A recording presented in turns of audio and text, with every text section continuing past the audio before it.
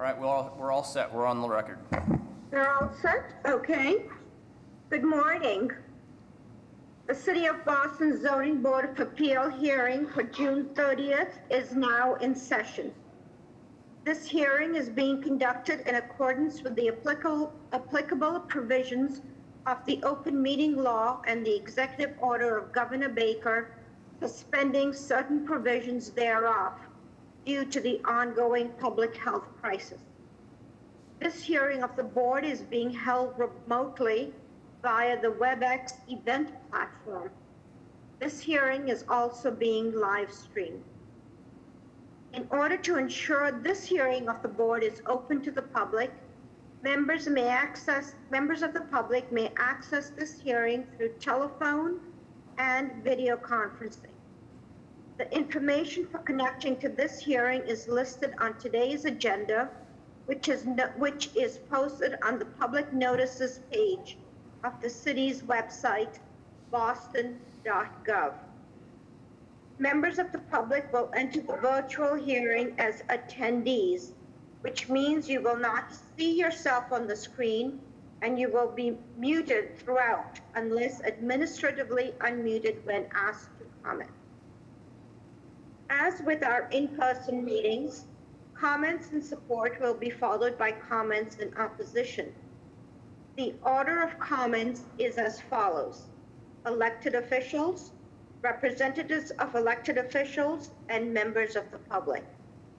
The number of people called upon to offer comment and the time for commenting will be limited by the chair as time constraints require. For that reason, the board prefers to hear from members of the public who are most impacted by the project. That is, those individuals who live closest to the project. If you wish to comment on an appeal, please click the raise your hand icon in the application via the WebEx event platform. To raise your hand, click the participant information icon. From there, find your name, and on the lower right-hand side, you should see a hand raising icon. Click the icon and your hand will be virtually raised. Click it again and your hand should go down. If you are connected to the hearing by telephone, please press *3 to raise your hand. Let me repeat that. If you are connected by telephone, please press *3 to raise your hand. Those called upon to comment will be asked to state their name and address first, and then can provide their comment. In the interest of time and to ensure that you have enough time to do so, please raise your hand as soon as Mr. Fortune reads the address into the record. These instructions will be repeated throughout the hearing. Before we get started, I just would like to thank Nadine Fallon publicly for the work that she has put in on the Board of Appeal. Nadine has resigned from the board. Secondly, there are 6 board members today, and given that fact, you need as applicants 5 members of the board in support of your proposal. If you ask, you can, and you should avail yourself if you think it's necessary. You can ask for an administrative deferral should you so require. Mr. Fortune. Thank you, Madam Chair. The first order of business is any deferrals or withdrawals for today's cases.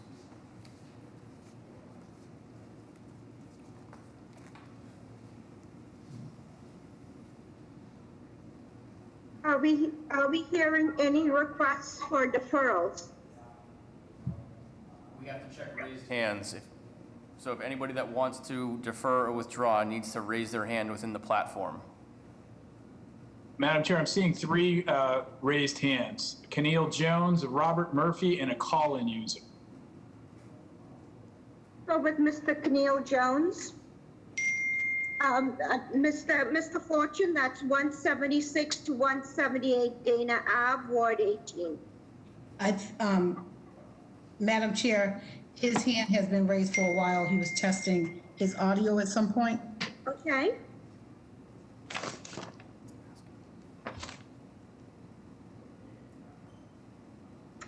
Anybody else with raised hands?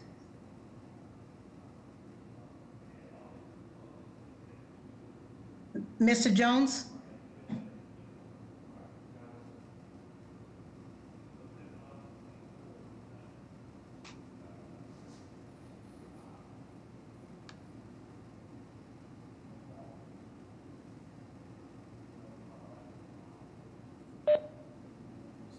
Unless there's anybody that wants to defer when it's called, can defer at that time. Exactly.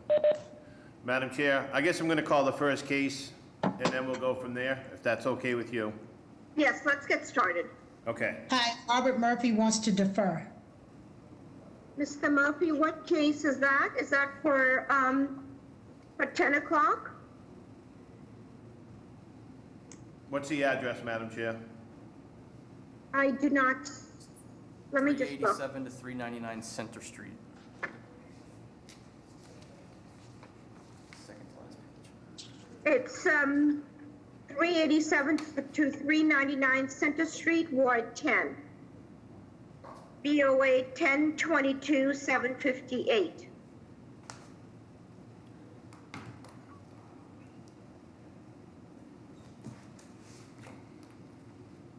It's on page 3 of the, on the second to last page of the agenda.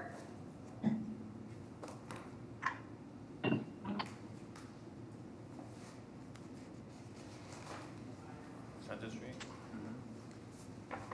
Madam Chair, they deferring? Yes.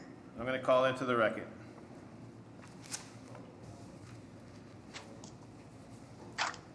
Calling BOA 102-2758, 387 to 399 Center Street. Name and address for the record, please.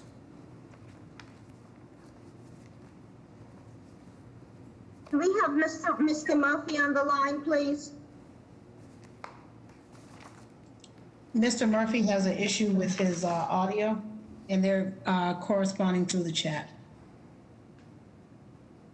Okay, so, Mr. Murphy, can he hear us?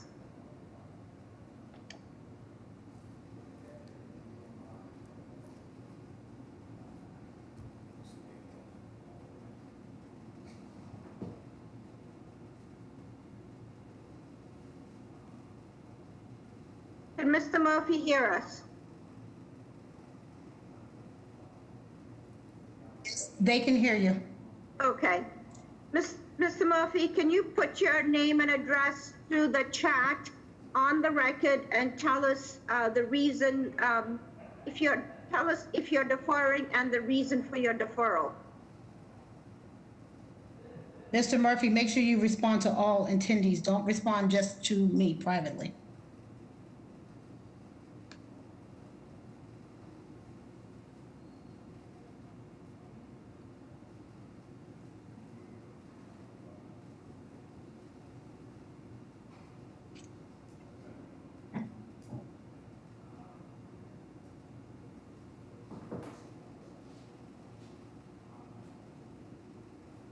Are we still waiting for Mr. Murphy? Yes, we are, Madam Chair. Okay, Mr. Murphy, thank you for putting your name and address for the record. Please tell us if you're deferring and the reason for your request for deferral.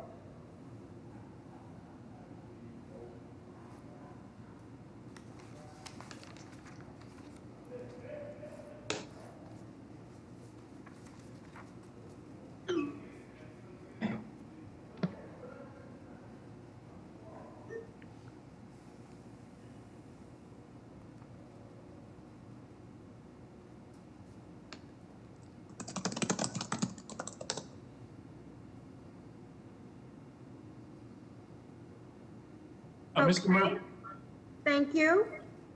May I have a motion for deferral? Motion to defer.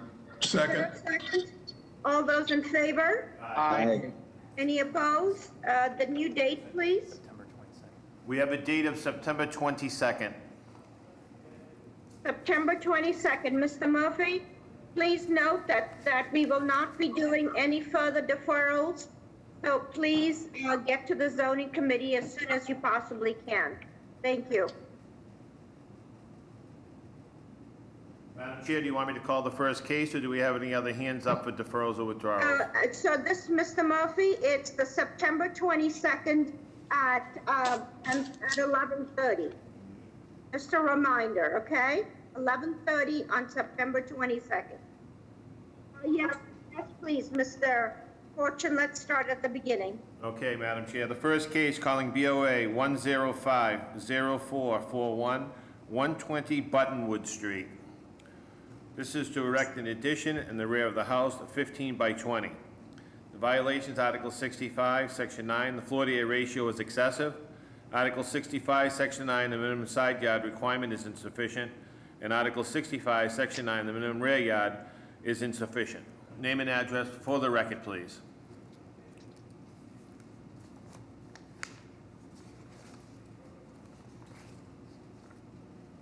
Hello? Hello, is your name, are you Miss Polaki? Yes, this is me, Donika Pulake. And your address, please? 120 Buttonwood Street, Dorchester, Massachusetts, 02125. Okay, tell us what you're proposing to do. We're trying to get a little more space, and we have this space in the back of the house, and we're trying to use that to make our kitchen a little bigger and probably a little deck going through the backyard. Okay? How are the plans, Mr. And- The plans? So please, Ms. Polaki, please stay on the line while we discuss your case, okay? Mr. Ehrlich, how are the Sure, plans? thank you. The plans are quite good. Ms. Palaki, I have a question. The plans are good, but there's no architect listed. Who was the architect for the drawings? They asked me and I sent them, the name is Jose Pinto. Oh, okay, I mean, in general, the architect's name should be on the drawings themselves. So given that we're operating in a slightly altered environment, it's not, the drawings are fine, but I would suggest you speak to the architect and make sure that in the future, he puts his name and address on the drawings themselves. But Madam Chair, the drawings are fine. Thank you. Okay, thank you. Thank you. I will make sure that I didn't know. I thought he did it all. Okay, just stay on the line, okay? Don't go away. Any questions Okay. from the board? Is anybody here to speak in support of this proposal? Madam Chair, members of the board, Patrick Sandell, Mayor's Office of Neighborhood Services. There was a full community process for this project, including an on-site abutters meeting on March 11th. It was attended by members of the McCormick Civic Association. We would like to go on record in support of this proposal. Thank you. Thank you. Anybody else to speak in support? Is anybody here to speak in opposition? Madam Chair, I'm seeing a few raised hands. If you could give us, the host, a moment to unmute them. Okay.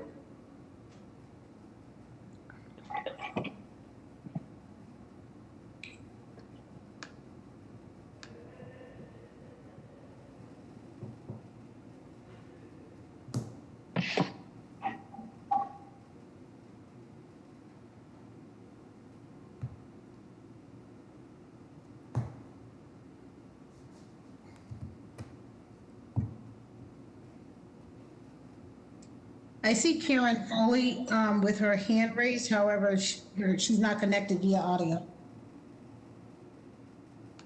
Karen, if you can hear us, please type in whether your name and address and whether you're in support or in opposition to the project.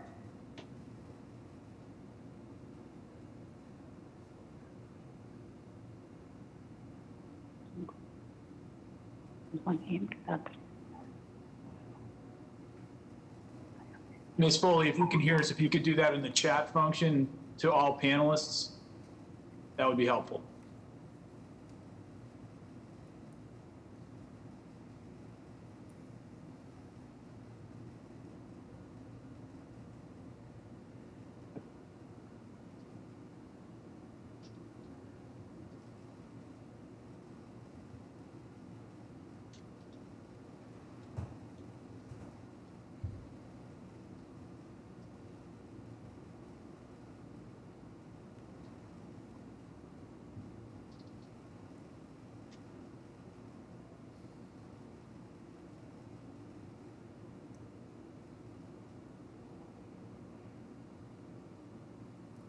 Any comments from anybody?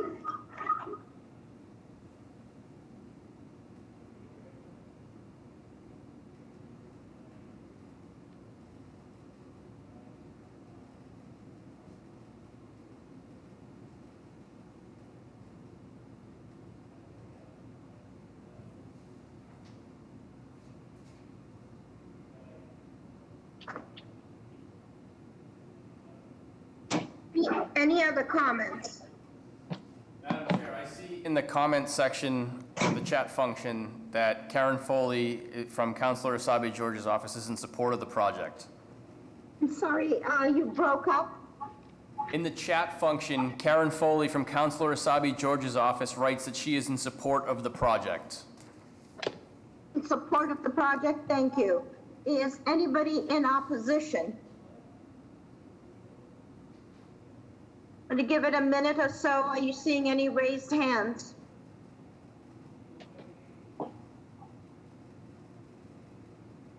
May I have a motion, please? I'll make a motion to approve with BPDA design review. I noticed in their recommendations, they were suggesting that the width of the addition be reduced, so they can take that up under design review. Second that. All those in favor? Aye. Any opposed? Motion carries. Please, again, board members, when you make a second, please state your name for the record first, okay? So who made that second? Who seconded? Moving on to the next case, calling BOA 104-8302, 5 Caspian Way. This is to remove and rebuild a second floor addition and a cupola, each unit to comprise of 3 bedrooms, 3 bathrooms, and a shared living room kitchen. Full renovation to include restoration, foundation, new insulation, electrical, Hello? plumbing, and repair of Hi, structural yes, can you hear me? elements. Hello? Yes, what's going on? The violations Yes, I are can hear you. Article Yep, 65, I Section can hear 9. you, yep. The floor area ratio So is what excessive. did they decide? Because I was Article very hard to hear 65, anything. Section 9, the side yard is insufficient. And Article 65, Section 9, the rear yard is insufficient. Name and address for the record, please. Hi, good morning, Madam Chairwoman, members of the board. My name is Ann Lyden, and I'm speaking on behalf of 5 Caspian Way, Dorchester, Mass. 02125. Tell us what's being proposed here. So the project before you seeks to renovate an existing 2-family structure, and while doing so, enlarge the second floor living area and add a cupola. Each finalized unit shall be comprised of 3 bathrooms, 3 bedrooms, and a shared living room and kitchen area. Okay. Upon complete, okay, sorry. It will still stay a 2-family. Okay, sorry, I couldn't hear the last part. I'm having a little difficulty hearing. Yes, is it still going to remain a 2-family? And are you proposing any extension into the attic or the basement? Okay, so nothing into the basement, and yes, it is going to remain a 2-family, and we're keeping the existing footprint of our property itself. And then the only addition is we currently have a second floor that we are increasing the living space, so we're just increasing the angle of the roof, and then adding a cupola on top. Thank you. Please stay on the line while the board deliberates. How are the plans, Mr. Olick? Well, the plans are a little problematic because all I have are the certified plot plan, which is up on the screen now. But there's no, I don't have any drawings of the renovations or the cupola or anything. Ms. Leiden, is there a reason that there aren't other drawings submitted to ISD?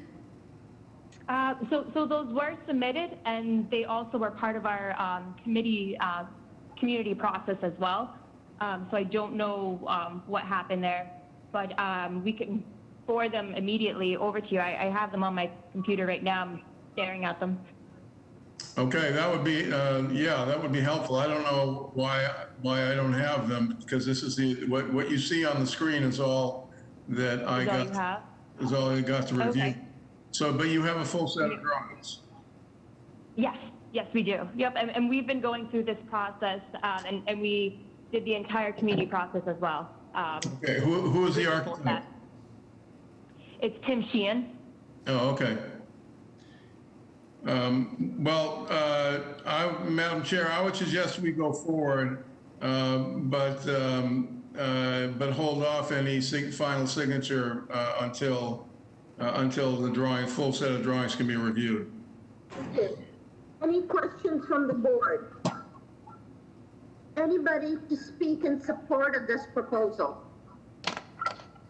Madam Chair, members of the board, Patrick Sandell, Mayor's Office of Neighborhood Services. We'd like to go on record in support of this proposal. As the applicant said, it did go through an extensive community process, including an on-site abutters meeting on February 27th, and they also met with the Columbia 7 Hill Civic Association Planning Committee several times, and the association voted to support. So we'd like to go on record in support as well. Thank you. Is anybody here to speak, anybody else to speak in support? Madam Chair, we do have a letter. This is Secretary. We have a letter from Columbia Savin Hill in support. Thank you. Is anybody here, Karen Foley, I see that you still have your hand raised. I'm going to give it a minute to have anybody raise their hands who want to speak either in support or in opposition. If you have audio problems, please enter your name and address on the chat and tell us whether you're in support or in opposition.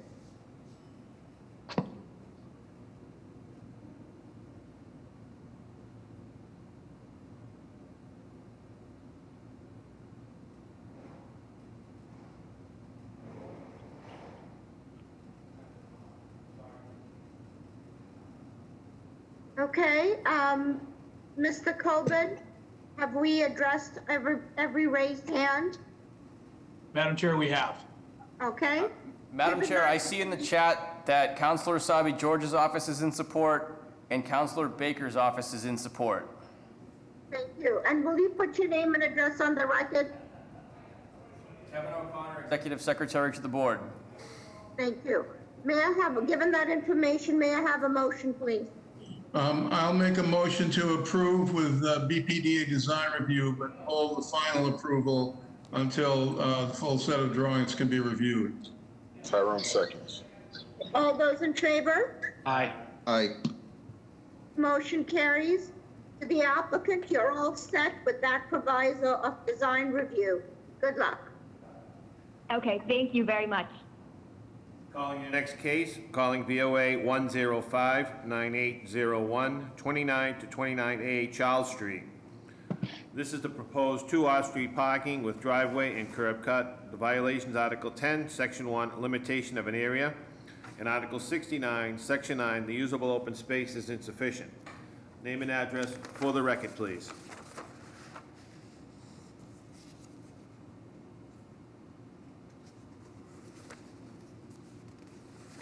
Mr. Romaine had audio problems. I did elevate him, and I've been trying to communicate with him in the chat. He has not responded.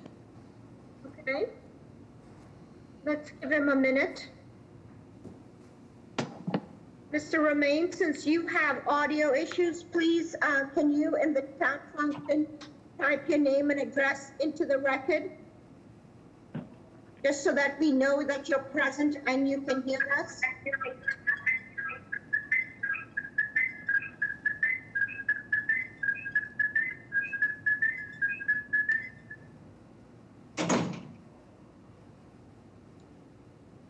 Mr. Romaine? Yes, ma'am.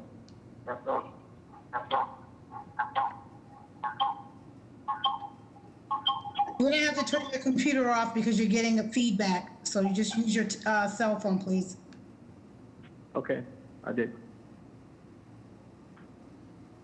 Please, Mr. Romaine, put your name and address on the record. 29 Charles Street, Hyde Park, Mass. Okay?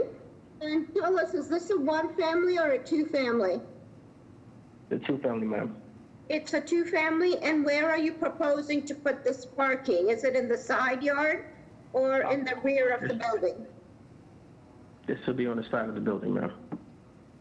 Okay, and is it accessible to both units or just one unit? Both units, ma'am. Okay, please stay on the line. Mr. Ehrlich, how are the plans?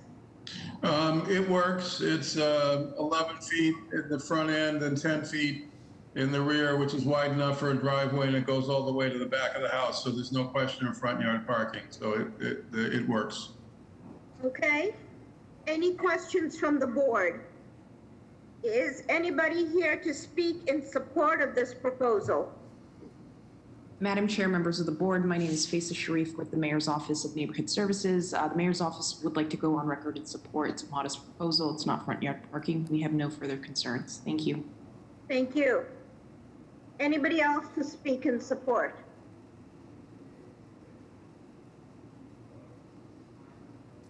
Madam Chair, it looks as though Karen Foley from Councilor Asabi George's office is in support of this project. Kevin? Okay. Is anybody to speak in opposition? Madam Chair, I see no raised hands. Okay, given that information, may I have a motion, please? Motion to approve. Second, Tyrone. All those in favor? Aye. Any opposed? Mr. Romaine, the motion carries. You're all set. Good luck. Thank you. Calling the next case. Calling BOA 105-7713, 176 to 178 Dana Avenue. This is a change of occupancy from a one-family dwelling to a two-family dwelling. Close a wall at the bottom of both stairwell and install a kitchen on the second floor.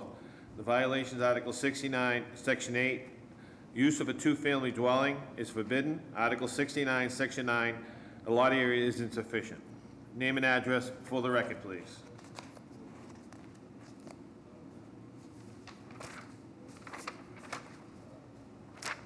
Hello? Go ahead. Is Mr. Jones on the line? Yes, ma'am.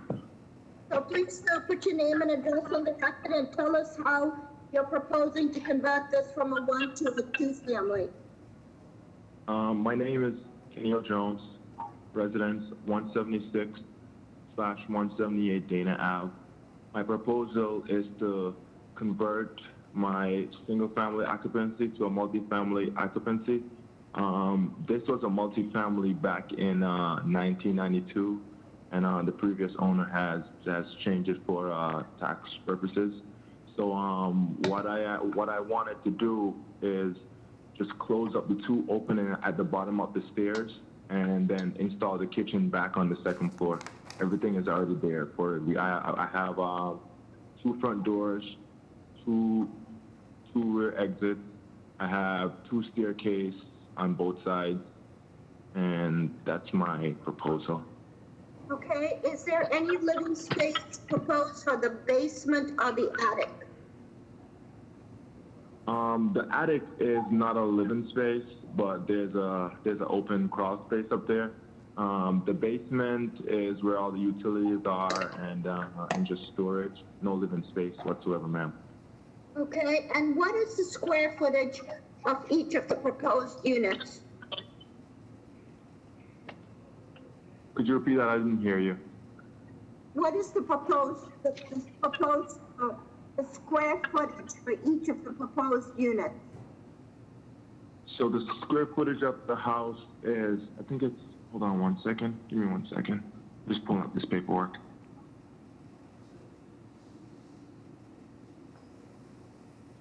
One second.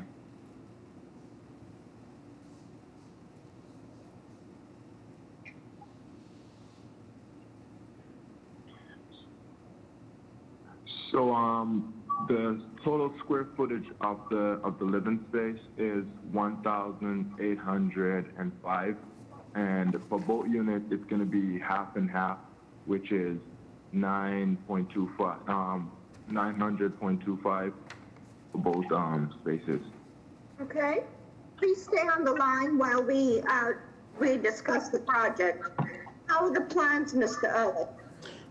It's a very simple proposal, so it's really, the drawings are just of existing conditions with changes shown. Mr. Jones, did you draw these yourself? Yes, I did. I did mechanical engineering, and I had to do building drawing for as a hobby. So that's how I was able to draw it. Yeah, well, you did a nice job, so. Thank you, sir. Please stay on the line, Mr. Jones. There's questions from the board. Is here to speak in support of this proposal? Madam Chair, members of the board, this is Faisal Sharif with the Mayor's Office of Neighborhood Services. We would like to go on record in support of this proposal. Again, we feel that it is a modest proposal that's not going to have negative impacts on the community. And for the most part, it is existing conditions. Thank you. Thank you. Anybody else to speak on this project? Madam Chair, I'm seeing one raised hand, Irene Walzak. I have sent her a message in the chat. She has not responded. Let's give it a minute.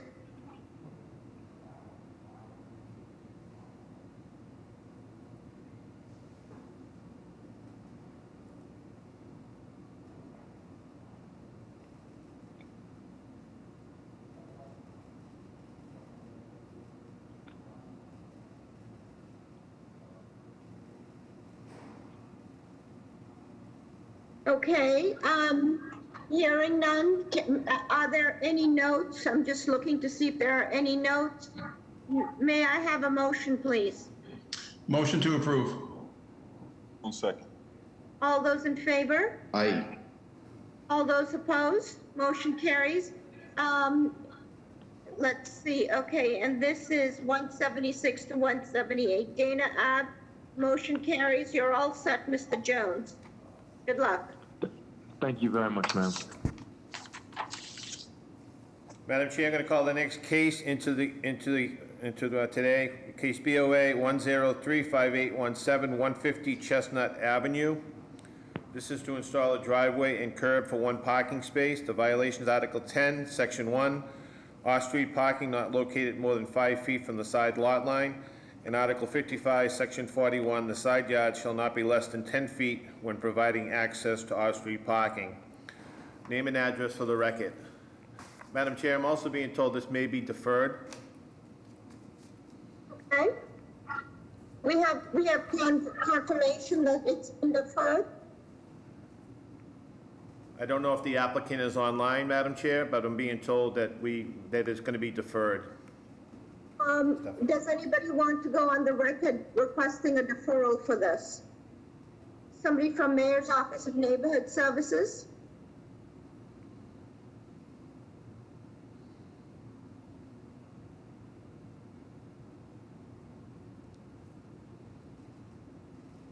Why don't we hold that for a second and go on with the next project, please? Madam Chair, I do see the applicant's name in the attendee list, so Okay.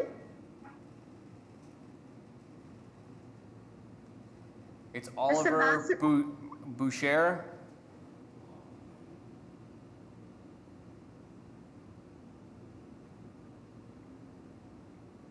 Mr. Ambassador, any luck with Mr. Boucher?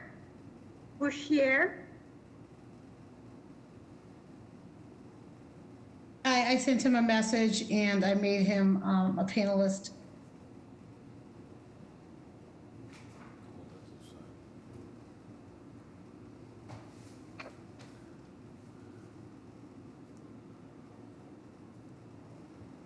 In the meantime, okay, so, Mr. Boucher, are you there? Are you on the line? He's been unmuted. He's unmuted? Yes. Okay. Mr. Boucher, are you on the line? Is there anybody from the Mayor's Office of Neighborhood Services here for Ward 19 who can give us an update on this project?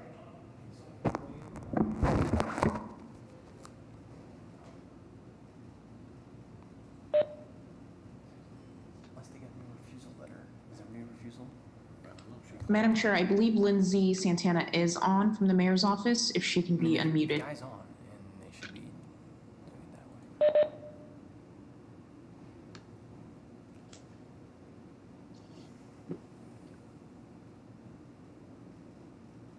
Lindsay, you're gonna have to connect to the audio.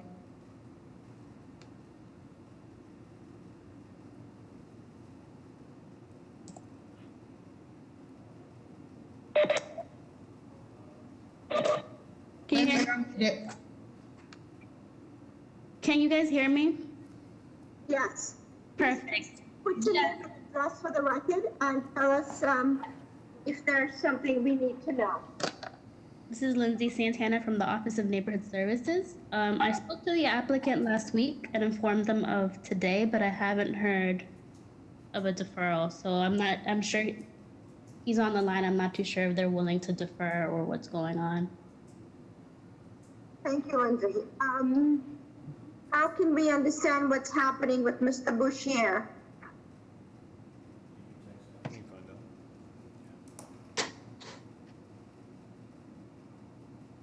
Madam Chair, this is Mark Ehrlich. I had understood when I reviewed the plans that the plans examiner had requested more time to review this case, so I don't know if that's part of what's going on. Let's make a motion and make sure that we, may I have a motion, please? Joe Ruggiero, I'd like to make a motion for deferral.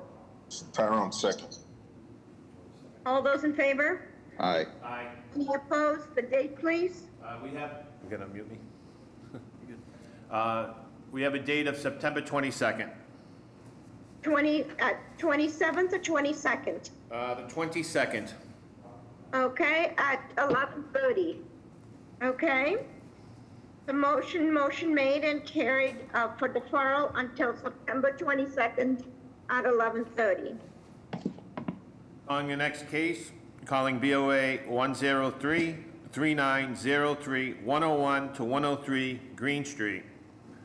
This is a renovation in an existing finished basement to change laundry room storage area into a new laundry room, full bathroom, utility connections in a common area of the basement shared by 101 and 103 Green Street. The violation is Article 55, Section 9. Floor to area ratio is excessive. Converting storage space exceeds allowed floor to area ratio. Name and address for the record, please. Hi, my name is Gordon Burke. I'm at 101-103 Green Street, Unit 1, Boston, MA 02130. Tell us what you're proposing to do. So we're just converting the existing laundry and storage room to a laundry and bathroom. Actually, the current floor plan that we're living in exceeds the floor area ratio. It's 0.64, and if we convert the current laundry storage room to laundry bathroom, it goes to 0.65. Okay, so, and you have a family room in that basement too? Yes. And It's like a large open room. And what's the floor to ceiling height in that space? In the family room?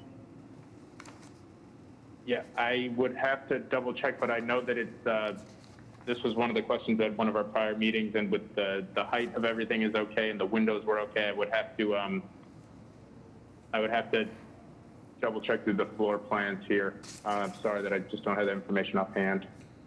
7 feet 8 inches. Okay. Please stay on the line while we discuss this project. Mr. Ehrlich, how is the plan? The drawings are very simple, they're fine. The board. Is anybody online to speak in support of this project? Yeah, good morning, Madam Chair, members of the board. My name is Lindsay Santana from the Office of Neighborhood Services. We held an abutters meeting on January 22nd that was lately attended. The applicant worked with his abutters to address concerns. They received the approval of the Jamaica Plain Neighborhood Council. The mayor's office would like to go on record and support this proposal. Thank you. Anybody else to speak in support? Madam Chair, I see one raised hand. It's a call-in user, number 46, and he or she is muted. Please to unmute if you're calling, press *3 and put your name and address on the record, please. The caller is unmuted, Madam Chair. Thank you. Whoever is here to speak on 101 to 103 Green Street, please put your name and address on the record and tell us your reason for support or opposition.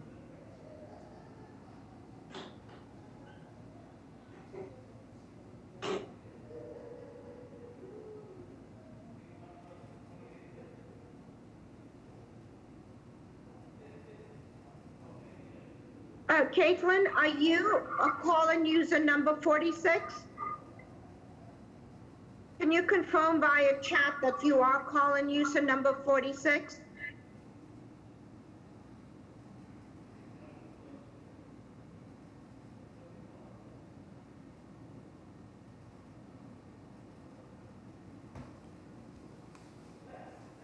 Okay, I am just going to go ahead and anybody here to speak that section.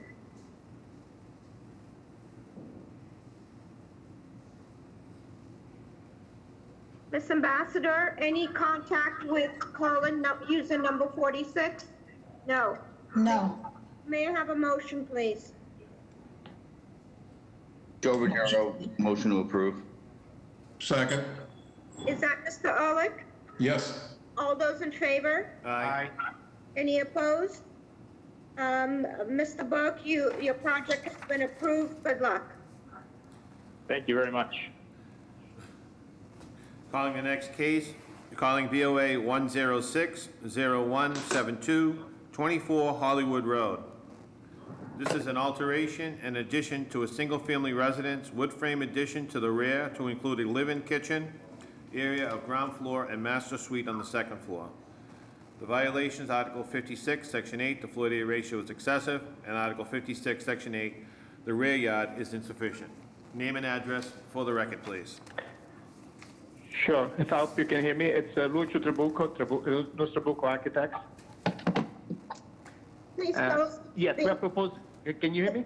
Yes, please tell us what's being proposed. Yes, we're proposing addition to the rear of the residence, and it's a small colonial, and due to the size of the family, there are two small kids, they need additional space. So we're proposing a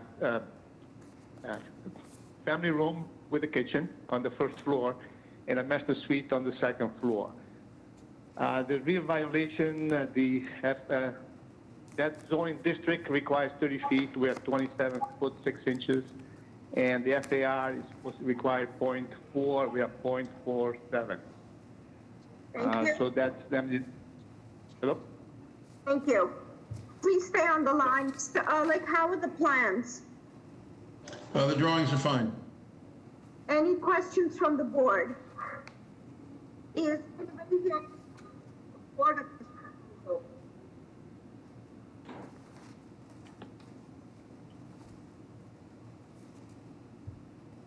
Good morning, Madam Chair, members of the board. Jack Duggan, Mayor's Office of Neighborhood Services. Just like to go on record with support. We had an abutters meeting on December 12th. A couple of neighbors came and were supportive. We then went before the West Roxbury Neighborhood Council on Tuesday, January 21st, and received their support as well. Thank you. Thank you.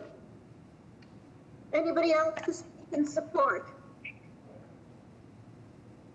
Anybody here to speak in opposition?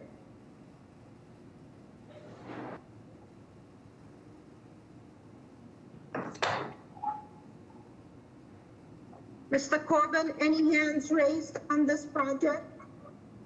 I see one raised hand, but I just sent a private chat and that individual is not responding. So no other raised hands, Madam Chair. Okay, given that information, may I have a motion, please? Motion to approve with BPDA design review. Mark Ehrlich. Tyrone, second. Thank you. All those in favor? Aye. Any opposed? Motion carries. You're all set, Mr. Trabucco. Thank you.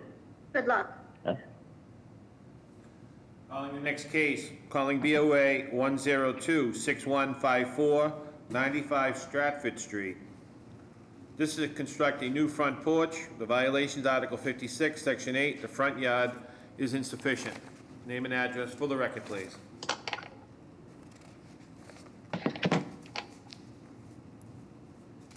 Mr. Ivan, you're going to have to connect to audio.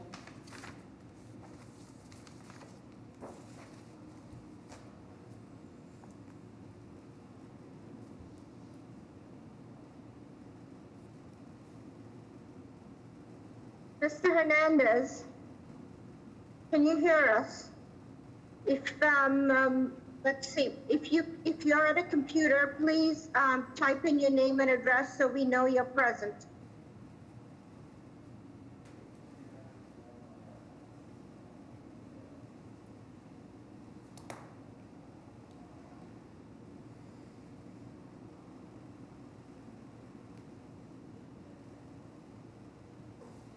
Are we seeing anything from Mr. Hernandez? Madam Chair, it's Madam Kevin Chair, his hand O'Connor. is raised. Mr. Hernandez cannot connect, so I'm going to, Ryan Higgins is going to speak on his behalf. 1 second, please. Thank you. Ryan, you're going to have to connect to audio.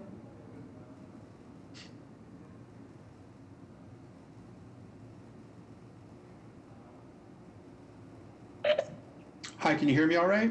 Yes, please put your name and address on the record and tell us what's being proposed. Yes, my name is Ryan Higgins. My address is 95 Stratford Street, West Roxbury, Massachusetts. We're proposing building a front porch on the front of our house.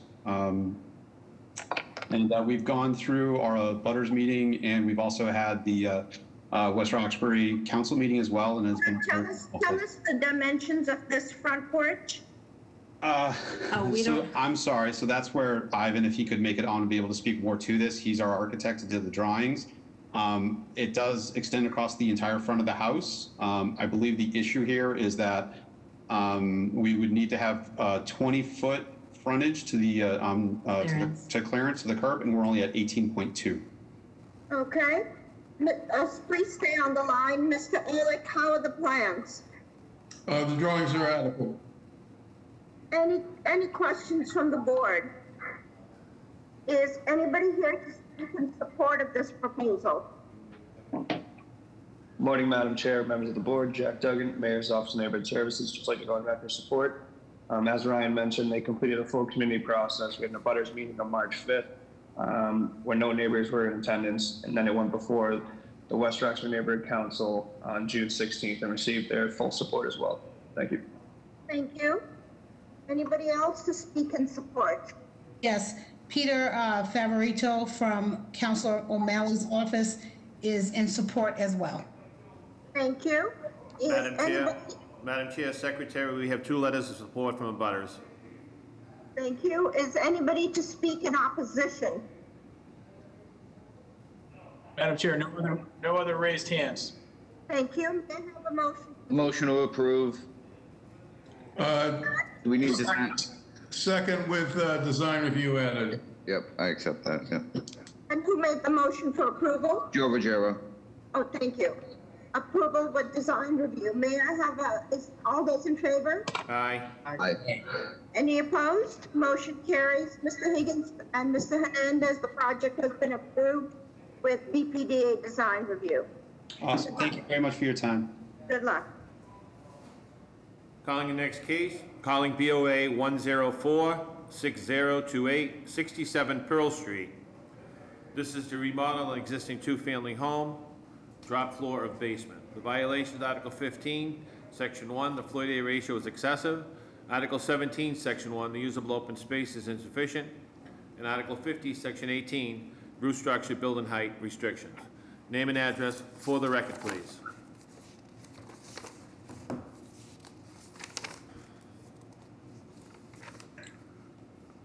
Mr. Mohan, you will have to connect to the audio.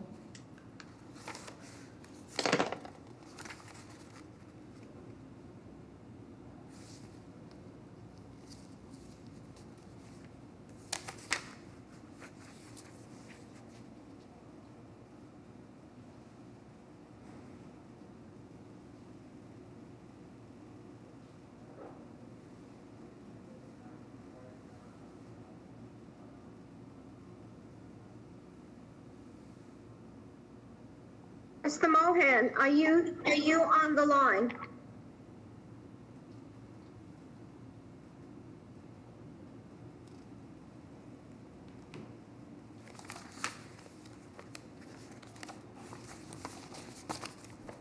Mr. Mohan on the line?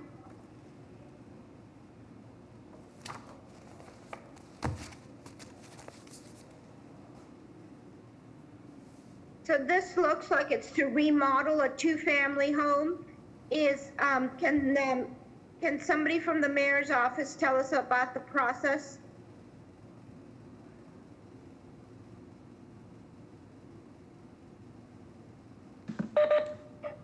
Hi, this is Quinlan Locke from the Mayor's Office of Neighborhood Services.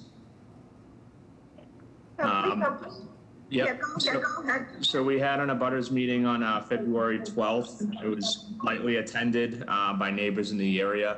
There were no issues at that time, and we also received support from the Charlestown Preservation Society as well as the state rep's office, State Rep Danny Ryan. Okay, thank you. Can you hear me now? Mr. Mohan is unmuted. Is that Mr. Mohan? Yes. Okay, please put your name and address on the record. Yes, Madam Chair, this is William Mohan. My home address is 59 Cotting Road in Norton, Massachusetts. And the address of the project is 67 Pearl Street in Charlestown. Okay, so you're proposing to remodel this home. Are you proposing living space in the basement or in the Yes, we are. This is going to be, after consulting with the neighbors, they asked that we construct, instead of 2 apartments, they wanted to see 2 condos. And so we've agreed to that. And so the first condo will be some living space in the basement and the first floor. And the second condo will be the second and third floor, and it'll be owner occupied. Tell us about the basement. What's the floor to ceiling height in there? It is a number of questions about the basement. It is floor to ceiling height, the use in the basement. Is it a bedroom? Is it a family room? And also the question about utilities. Are the utilities separate for each unit? Yes, there's a separate utility room. There are 2 basements in the 2 bedrooms in the basement. The floor to ceiling is 7 feet. If it's the wish of the committee to drop that to 8 feet, we would be happy to do that. Okay, and then tell us about the second unit. So you're proposing to build essentially a dormer up there? Yes, a dormer to but the height of the building does not change at all. It's all within the confines of the height requirements. And as I said, we have it has been approved by the Design Review Committee of the Charlestown Preservation Society. The neighbors. Hold on, please. Sure. Then you're proposing that deck, is that the second means of egress on the rear of the building? Yes. It is the second means of egress? We have outside staircases and indoor staircases. Okay, now please stay on the line. Certainly. Stay on the line while we discuss the project. Mr. Ehrlich, how are the plans? The plans are fine. They meet all the requirements that you have been asking about in terms of interior access to the basement, exterior access to the utilities. And the drawings do show, as Mr. Mohan said, ceiling height is 7 foot. This is on 1 or 2 families, 7 feet is the minimum. So while he has suggested that he might be willing to move it to 8 feet, which might be more comfort, the truth is, from a code point of view, 7 feet is adequate as long as it's a 2-unit condo. So the drawings are fine. Any questions from the board? Is anybody here to speak in support of this proposal? We've heard from the mayor's office. Anybody else to speak in support? Madam Chair, I am in possession of a dozen signed letters from neighbors. And as I said, in addition to the Charlestown Preservation Society, State Rep Dan Ryan, and Mr. Mohan, we appreciate that, but we need it in the public record in some way. I don't know if we received it from another venue. Mr. Fortune, any letters in support in the public record? Madam Chair, we have one letter, I believe, of support. I'm just double checking here. I believe there is one neighbor that wrote in supporting us as well. Yes, Madam Chair, we have one letter of support. Thank you. Is anybody on the line in opposition?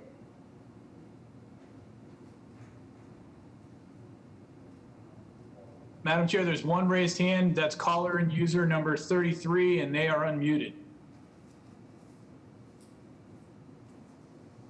I think that might be me, but I'm for the project. I don't have anything to say. Would you state your name and address for the record, please? Yeah, I'm Zachary Endicott, and I'm the owner at 67 Pearl Street. I was going to speak on behalf of Bill if he was not able to connect before. Okay, thank you. Thank you. The board is actually in session here. Given that information, may I have a motion, please? Motion to approve. Tyrone seconds. All those in favor? Aye. Aye. Motion carries. The motion carries, Mr. Mohan, so you're all set. Good luck. Thank you, Madam Chair. Calling the next case, calling BOA 103-0849, 171 West Brookline Street. This is to install a new rear deck on the first floor. The violations, Article 64.9.4, townhouse, row house extensions into the rear, the balcony above the first floor. Article 32, Section 32-4, Groundwater Conservation Overlay District. Name and address for the record, please. Bradley Apone, 171 West Brookline Street. Okay, so tell us what is being proposed and the size of the proposed deck. We're proposing this on a rear cantilever deck off of the first floor of the living, which is the kitchen area. It'll be 6 feet off of the back of the building and roughly 19 feet wide from property line to property line. And based on the community meeting, they had asked us to hold it in a minimum of 6 inches on either side of the property line, which brings us to, roughly around the 19-foot width. It is going to be an all-metal deck. It'll be full metal grating on the decking, so all water will pass through, which is taking care of the groundwater conservation. And we also already had another hearing on the June 25th, 2019 to address the groundwater appeal for the rest of the building. So this is, and it is proposed bracket supported? Sorry, say that again? Is it bracket supported? Yes. There's through bolts through the building that also brackets down to probably 6 to 8 feet, 3 feet down the building, supporting it as a full cantilever, no posts down to the ground. Thank you. Please stay on the line. Mr. Ehrlich, how are the plans? The drawings are fine. To the applicant, has this gone before the Landmarks Commission? Yes.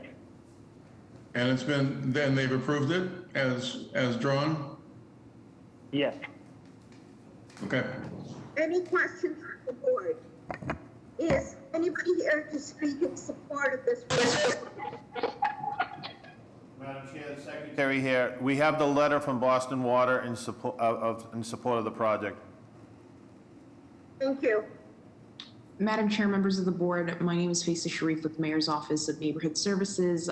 We did hold a butters meeting for this back in early February of this year, and they did receive support from their neighbors once they were willing to compromise on, how far out the deck went out to, just pulling it in from the property line. So at this time, we'd like to go on record in support. It's consistent with other decks in the south end.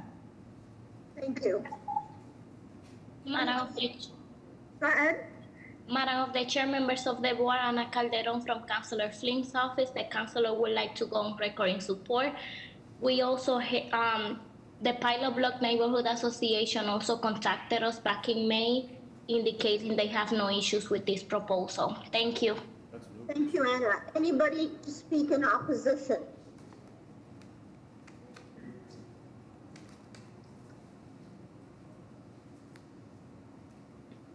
Madam Chair, no raised hands.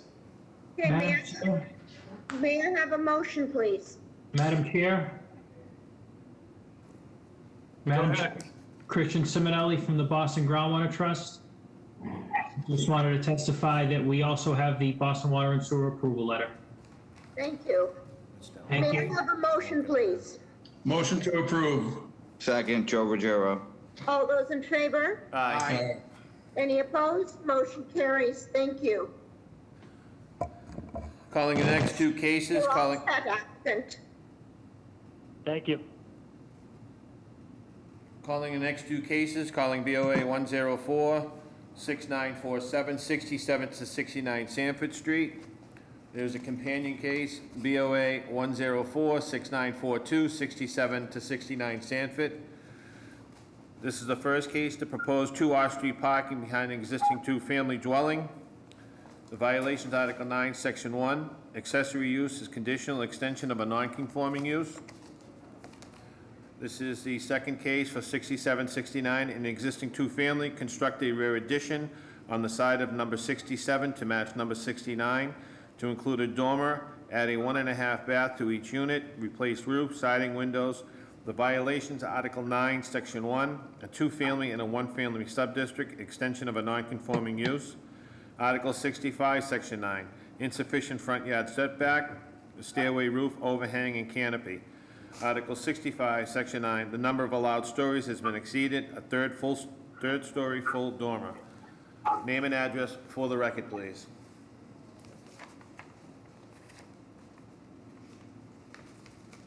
Mr. Liu on the line.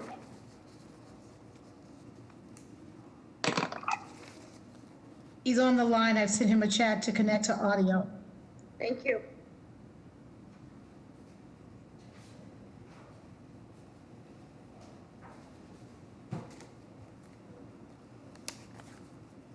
In the meantime, Mr. Ehrlich, how are the plans? Well, the plans are okay. There's one concern, which is the plot plan shows a proposed two-story family dwelling at 71. And I'm trying to figure out if that is, it's my understanding that that came before us maybe a couple of years ago, and I think we denied it. And I don't know why that would still be in the plot plan. Okay. Is Mr. Liu on the line?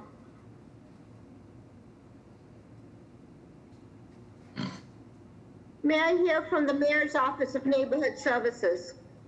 Good morning, Madam Chair. This is Whitney Celestin. Can you hear me? Yes.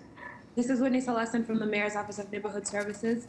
We've held an extensive community process for this project. We also have Terry Dolan, who is here.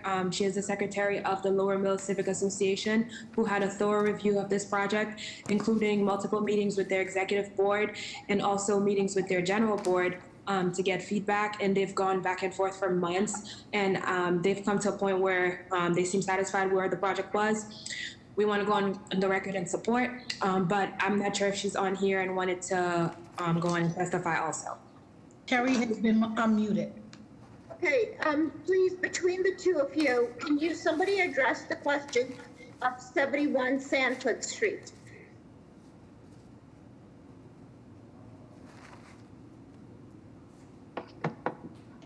Madam Chair, this is Whitney. I don't have any comment. I know they went back and forth about the different architectural specifics of the project, but I don't have anything to add. Mr. Liu, we're waiting for him to unmute. Okay, thank you. Is Mr. Liu on? Mr. Ehrlich, do you have enough information for 67 to 69? Well, Because yeah, I mean, as I look at 67, 69, is it currently a two-family, and are they just proposing to match roof lines and then proposing those two parking spaces as we see in the plot plan? yeah, the proposal for 67, 69 is relatively minor. As you said, there's a matching roof lines with a shed, and then there's the two additional parking spaces in the rear of 67, 69. But the reason I raise this is because it's between 67, 69, and 71, and the plot plan says proposed. Now, maybe that plot plan is out of date, because I am not 100% sure, but I recall this 71 coming before us, and we denied it. That's my memory. I'm not 100% sure. Perfectly fine, because the case before us is 67, 69. I just want to make sure that that particular project stands on its own 2 feet, because that in fact the rear addition is within scale, et cetera. We can always X out that number 71 to recognize the fact that we have not reviewed that as part of this project. Yeah, I agree. I mean, everything involved in the application with 67, 69 is adequate. I was hoping that the applicant could speak to the status of 71. Okay. But you're right. In order to move forward, we don't need that information. And is the applicant on the line? Terry Dolan wanted to add to the conversation. She is having audio problems. She stated that the plan currently displays on the screen includes an earlier plan showing an additional building at 70-71 was turned down, and the current plan is only for the front building that receives support from Lower Mills Civic Association. Thank you. Okay. Okay, thank you. Is anybody on the line to speak in opposition?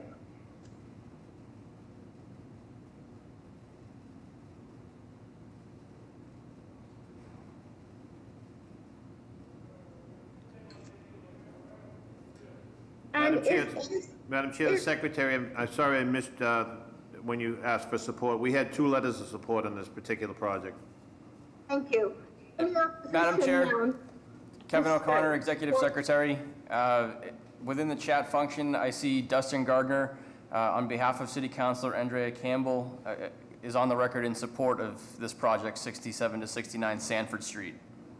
Thank you. May I ask the host, Aisha, Mr. Lewis on the line? So I just want to make sure that he can understand, that he has heard what the discussion has been. I have made him a panelist, asked him to connect to audio, and sent him 3 messages in the chat, and he has not responded. Okay.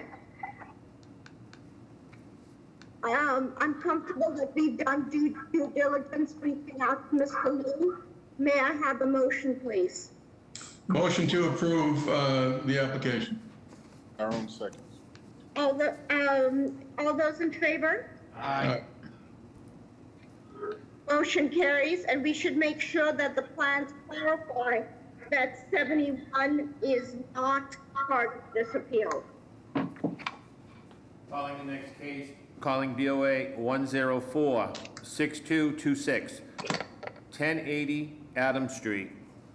This is to extend living space to the attic, install a knee wall.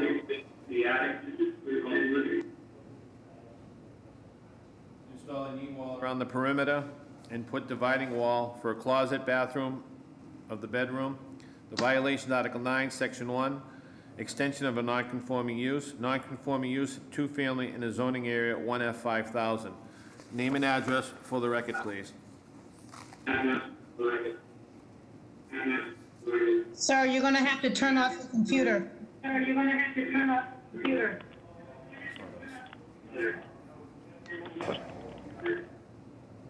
Hello? Hello? Hello, is this Mr. O'Connor? Correct. Please put your name and address on the record. Tell us what's being proposed, and tell us the floor-to-ceiling height in the attic. It's Thomas Allen O'Connor, 1080 Adams Street. The ceiling height is, on the proposed, is 8 feet, is it? I think it's on the original one. And is this a one-family or a two-family? Two-family. It's a two-family. Correct. Madam Chair, the ceiling height on the drawings is 8'2". 8'2". And how many bedrooms in that unit? There is with 3 entire in total. Okay, thank you. How are the please, Mr. O'Connor, stay on the line while we continue the discussion. Mr. Ehrlich, how are the plans? The drawings are adequate. Any questions from the board? Is anybody here to speak in support of this proposal?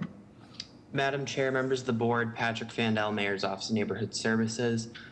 The applicant worked with ISD to get an initial permit for this, and it was flagged subsequently for some issues that needed to go through ZBA. So our office worked with the applicant and his abutters to correct that. We'd like to go on record in full support. He worked with his abutters and contacted all of them to let him know of the change. Thank you. Madam Chair, Secretary here, we have one letter of support from the abutter. Thank you.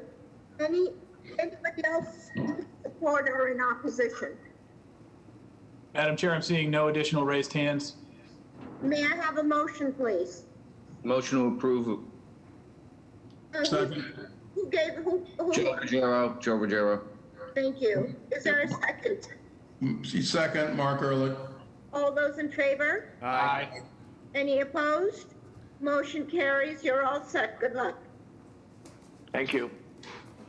Calling the next case, calling BOA 104-3021, 40 to 42 Prince Street. This is a change from office space to a psychic reading office. No work can be done. Office is existing, just changing the office use.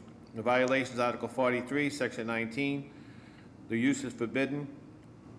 Name and address for the record, please.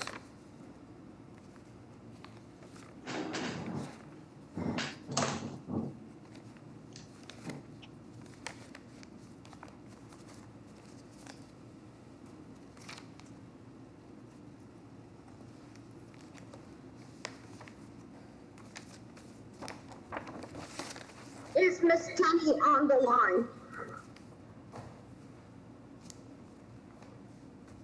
Is anybody on the line for 40 Spring Street?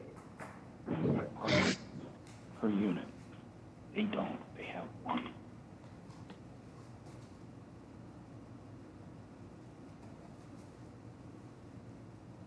I actually traveling last night to connect with me today. That's it. Is anybody here from the Mayor's Office of Neighborhood Services to speak on this project?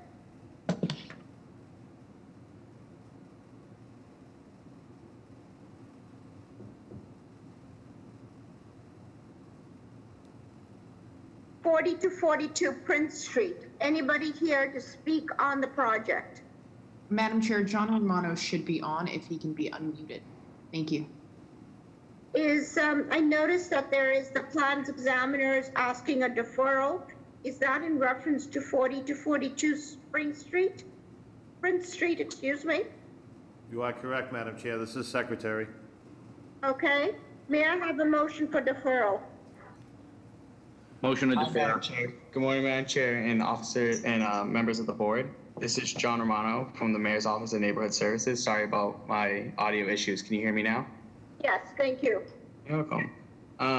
As the premise is already existing as an office space and was supported by our office in its licensing hearing, the Mayor's Office would like to go on record to support this project. So it's already been to licensing then? Mm-hmm. Do you know, because I know for tattoo parlors, we're interested in how many rooms there are and the hours of operation. Any details on that? That I'm unsure at this time, but I can look up that information for you. Thank you. So the question becomes, there is a request because there's no plans. Let's go ahead with the deferral, please. Motion to defer. Joe Ruggiero. Is there a second? Tyrone, second. All those in favor? Aye. Any opposed? Motion carries. The date, please. Madam Chair, we have a date of September 22nd. September 22nd at 11:30. That's when we'll hear the case. And in the meantime, can somebody reach out to the applicant for plans? Calling the next case, calling BOA 105-6729, 171 Newbury Street. This is changing from a retail store to a tattoo parlor. The violations, Article 8, Section 7. Use is conditional. Use item number 43A, a body art establishment. Name and address for the record, please. Hello, my name is Jason Zuby, and I'm representing 171 Newbury Street. My proposal is to open up a body art studio at that location. And Mr. Zuby, I'm not sure that you were here at the beginning of the session, but there are 6 board members, and you need 5 of the 6 board members in support of this proposal. You can, if you'd like, request an administrative deferral if you feel that you still have issues to work out with the community. Yeah, I would like to request a deferral if possible. Okay? And may I have a motion, please? Motion to defer. Is there a second? Tyrone. All those in favor? Aye. Aye. Any opposed? The date, please? We'll also have a date of September 22nd. September 22nd at 11:30, Mr. Zuby. Thank you very much. Thank you. Calling the next case. Calling BOA 102-1322, 21 Virginia Street. This is to expand the existing living space. The violations, Article 65, Section 9, the floor-to-area ratio is excessive. Name and address for the record, please.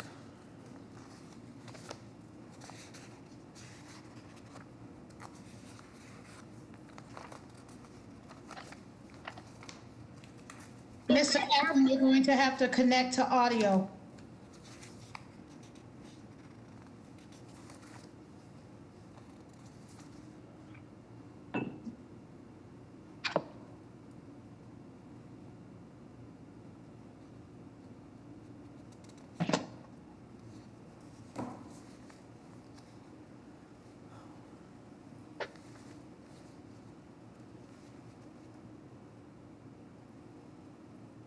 Is the applicant on the line?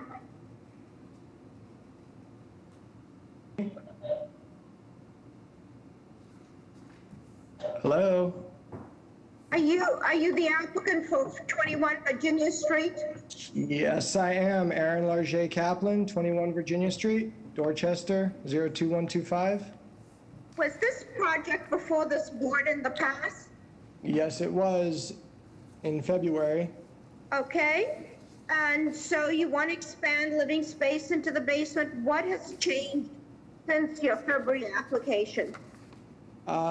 When I did more of the community process, the contact that I had told me I didn't need to do an abutters meeting. And so we held an abutters meeting in March with Chantel Barbosa Lima. I have letters of support and received support from the councilman. So hold on. So first, let's backtrack a bit. tell us what you proposed in your first application, and then tell us what's changed from that application to this one, as far as substantively beyond your community process. Well, when I bought the house, the basement was finished, but in a decrepit state. And so I put in the application to replace the sheetrock and ceiling, and that was basically it. I did some, Let's hold on right there. What was the proposed use of that space in that first application? it was living space, I was told when I purchased it, and then it was later on I was told it wasn't. So I'm trying to use living space that was sold as living space, and so I've contacted the ISD on what else needs to be done, and I contacted more architects about what else needs to be done, and everything is up to code. So I'm not, when I came in last time, I asked what I needed to change, and I wasn't given any direction, and I've made it 7-foot ceiling. I have the plans. Last time I came in, the plans I had dropped off were not in the meeting, and I brought them in the next day, but they were already had them. So there was a communication issue last time. So the plans that you're seeing were not there last time. Okay, so let's backtrack. So this is a one family or a two family? Single family. It's a single family in the existing above ground space. How many bedrooms are there? Total of 5. There's a 5 bedrooms existing already. Yes. And then you're proposing an additional 5 bedrooms in the basement? No. No? No. The only rooms that could be a bedroom would be room 1 and room 2. The room 5 is a kitchen that was already there when we moved in. I've just cleaned it up. Room 3 does not have a window, so cannot be a room. And room 4 is just living area and work area. My wife and I both work from home, and we'd like to use this space as best as we can. So are you then proposing that this space in the basement be used for bedroom space? You talk about room 1 and 2? It could be a bedroom. No. We need specifically proposed use. Because you need to know that within a building, I don't care how many bedrooms there are, there cannot be more than 4 unrelated individuals. Correct. And yes, ma'am, I am proposing that I could use that as room 1 and 2 as bedrooms. So in the rest of the house, you already have, how many bedrooms in the rest of the house? For clarification again. That are used as bedrooms or considered bedrooms? That are considered bedrooms. There would be 5. So 5 considered bedrooms plus 2 proposed bedrooms in the basement. We just have to remind you that there cannot be more than 4 unrelated individuals living in a unit, because this is still considered a one family. Correct. And I completely agree with you. I do not intend and have no plans to change that. Okay.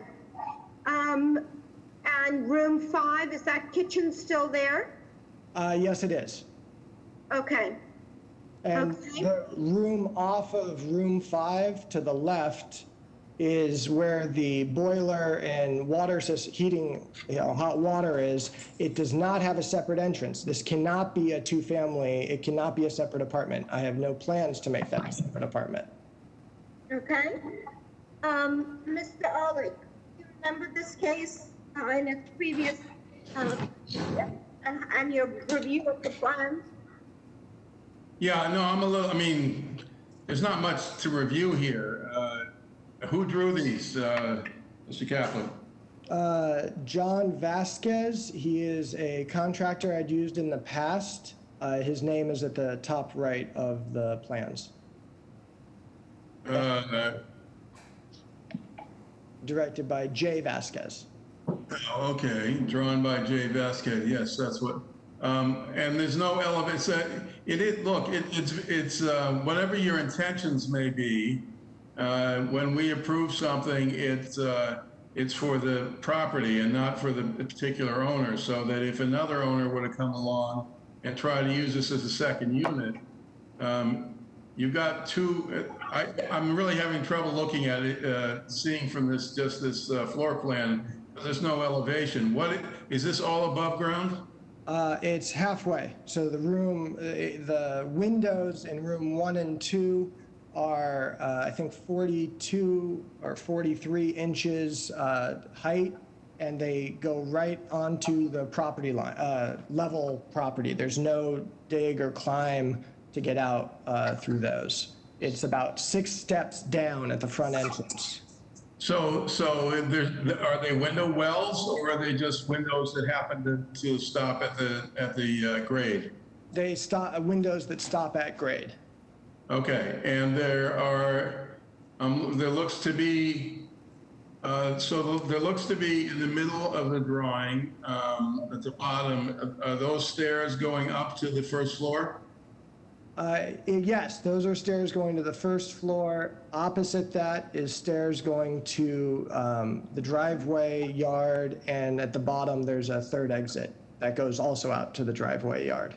Okay, so I mean that's our concern here is that you've got a kitchen, you've got a bathroom, you have 2 means of egress, and someone could make the case that this could be rented as a separate unit, or treated, or actually whether it's legal or not, it could be used that way. You got 2 bedrooms, and you have kitchen, bathroom, and 2 exits. When I have since talked to neighbors who've lived here for 20, 35 years, and they told me it was a fully used basement for years. And so that when I brought that up originally at ISD, multiple years ago, they said it's just a repair and that it was a used basement. So I was under the understanding for years about that. The move for anyone to officially make it a 2-family, they'd have to have a second entrance for the utility or the heating system. And that would be drilling through bedrock and making it that would be quite difficult. And when I brought the plans these plans back in November to ISD, I was told this was sufficient. If I should have had other plans, then I would have paid someone for that.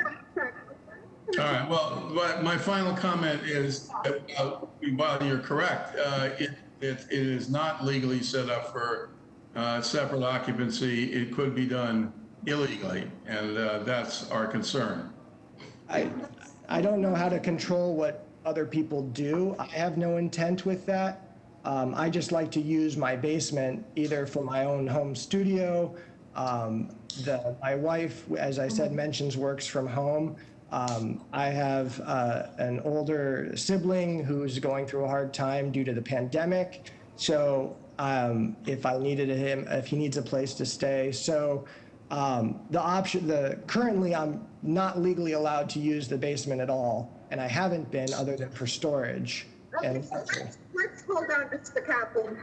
You were here at this board earlier. Were you denied or denied without prejudice? I was not denied. It was the plans were missing the plan. You had an earlier iteration of the plans that did not have the measurements of the basement. And I was told that I needed to have those, and I dropped those off the next day. And I was called within an hour saying, why did I drop off the plans when they looked the exact same that they were already on file? So that was pushed. And then the fact that the neighborhood services person had misinformed me about certain processes to get this approved, and it was moved to April. And then because of what's happening in the world, this was moved to June, and now June 30th. Okay. One more question. What's the ceiling height in the basement? 7 feet. So, Mr. Coppins, stay on the line. May I hear from the Mayor's Office of Neighborhood Services? Greetings, Madam Chair and members of the board. My name is Chantal Lima Barbosa with the Mayor's Office of Neighborhood Services. I conducted an abutters meeting on March 18, and the applicant received support from the direct abutters and the Upham West Side Neighborhood Association. The Mayor's Office would like to go on record in support. Thank you. Madam Chair, on behalf of Frank Baker's office, they want to go on record as supporting this project. Thank you. Madam Chair, Secretary here. We have 4 letters of support. Thank you. Is anybody on the line in opposition? Madam Chair, the Secretary here, we have 1 letter of non-support. Okay, and was there any reason given? Just oppose the project. Okay. So the question becomes, how do we solve this since and Mr. Kaplan, this is, please be silent because this is a discussion with the board members. How do we solve this, this issue with 5 bedrooms in the building, two proposed in the basement and the kitchen? Because we know how the relief goes with the property and not with the owner. Madam Chair, Joe Ruggiero. Go ahead, Joe.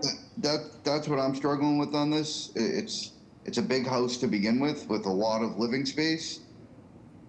And giving approval for this does set up for the fact that, while this owner might have the greatest intentions in the world with it, future owners may not, and it could be very problematic. Okay. Any other discussion? Anything else from the board members? So, the question becomes, with the removal of the entire kitchen before an occupancy permit is issued, and the proviso that there will be no living space in the basement. So it would be, let's just see, removal of the kitchen, no building code relief, and no living space in the basement. Will that work to ensure that everything the applicant gets what he may need, but that we're protecting from future misuse of that space? When you say no living space, you mean like no bedrooms? No bedrooms. So it could be a family room or an office space or something like that? Exactly. That would be acceptable to me. And no building code relief or anything else, and the complete removal of that kitchen. Yep. How does that work, Mr. Ehrlich? You've seen a bunch of these. Mr. Fortune, you've seen a bunch of these. Yeah, that would make it a different proposal. That would certainly be acceptable. Okay. And we can notate the plans to such. So may I have a motion to that effect, please? I make a motion to approve with the proviso that there's no bedrooms or kitchen in the basement. Tyrone, second. Okay, and please, we want to be sure that before any permits are issued, that kitchen is removed. May I have a second to that? Second. All those in favor? Aye. Any opposed? Motion carries. That provisos, excuse me. Okay, Mr. Kaplan, thank you. Madam Chair, he's asking that you repeat the second motion. He's unmuted, so. Okay, the motion is to approve with the following proviso: no building code relief, no bedroom space in the basement, and the removal of the kitchen. Oh, I guess. Okay. I don't know what you want me to say, but I guess okay. No. Okay, good luck. Thank you. Yeah, whatever. May we get on to the, If I disagree, can I appeal this in the future? you can appeal it to the state or land court, but with us, this is the end of the line. Thank you. Okay. Calling the next case. Calling BOA 103-9083, 4014 Washington Street. Renovation of a restaurant, addition on the front of the restaurant for takeout use. The violations, Article 67, Section 12, minimum front yard. Name and address for the record, please. Hello, can everyone hear me? Yes, are you the applicant? Hello? Are you the applicant? Hi, yes, this is Jennifer Allen. I'm the attorney for Mr. Duran, owner of Giara in East Tambora at 414 Washington Street. Okay, so please. Mr. Duran is also on the line as well in case you have any questions. So please tell us what's being proposed. Yes, so we are actually seeking relief from the zoning code, which we have insufficient front yard setback. We are short a mere 5 feet for the requirement. If you go to one of the other slides, you might be able to see it a little bit better. We're seeking to add an additional canopy, approximately 29 by 10, that will accommodate for processing and delivering for all takeout orders. It will allow my client to create additional services to the public, thus increasing the public good. If you see from these plans, if you could actually go to the next one, I think, depending on which order, there we go. So we already have a canopy for the entrance of the eat-in area that extends out. And on the plans, you can see where the entrance is.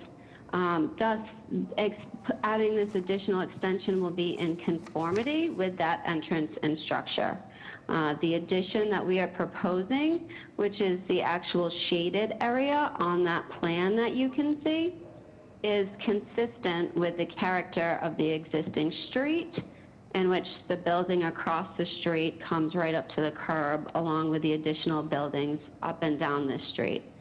Thus, there's no detriment to the existing space or the neighborhood. It's essentially in harmony. So let me ask a couple of questions. When you talk about a canopy, is it truly a canopy or is it built out in some way? It's built out. It'll be a hard structure, just like it's going to be exactly like the entrance is to the right-hand side. Okay, because I am a Rosendale resident, and I remember this project when it came in for the entranceway, that the entranceway was built and it came in for approval. We, as a board, thought it was too large and requested BPDA review, which resulted in no action. So we know about that piece. And now this looks like an incremental expansion in some way that does not, look to expand that existing entranceway. It's creating something else in there. And then the question that I have is, are these entranceways handicapped accessible or not? I look at these as, little bits of add-ons instead of a way of looking at this comprehensively. So this is an additional add-on that would be separate from the entrance, which also allows for the takeout where the clientele and patrons can come in to pick up their takeout food, to keep them separate from the entrance for the eat-in dining. Especially in light of the current times, it conforms also its additional safety requirements. As for the handicap Mr. Duran, I think, could comment on that, and we could essentially also make it handicap accessible.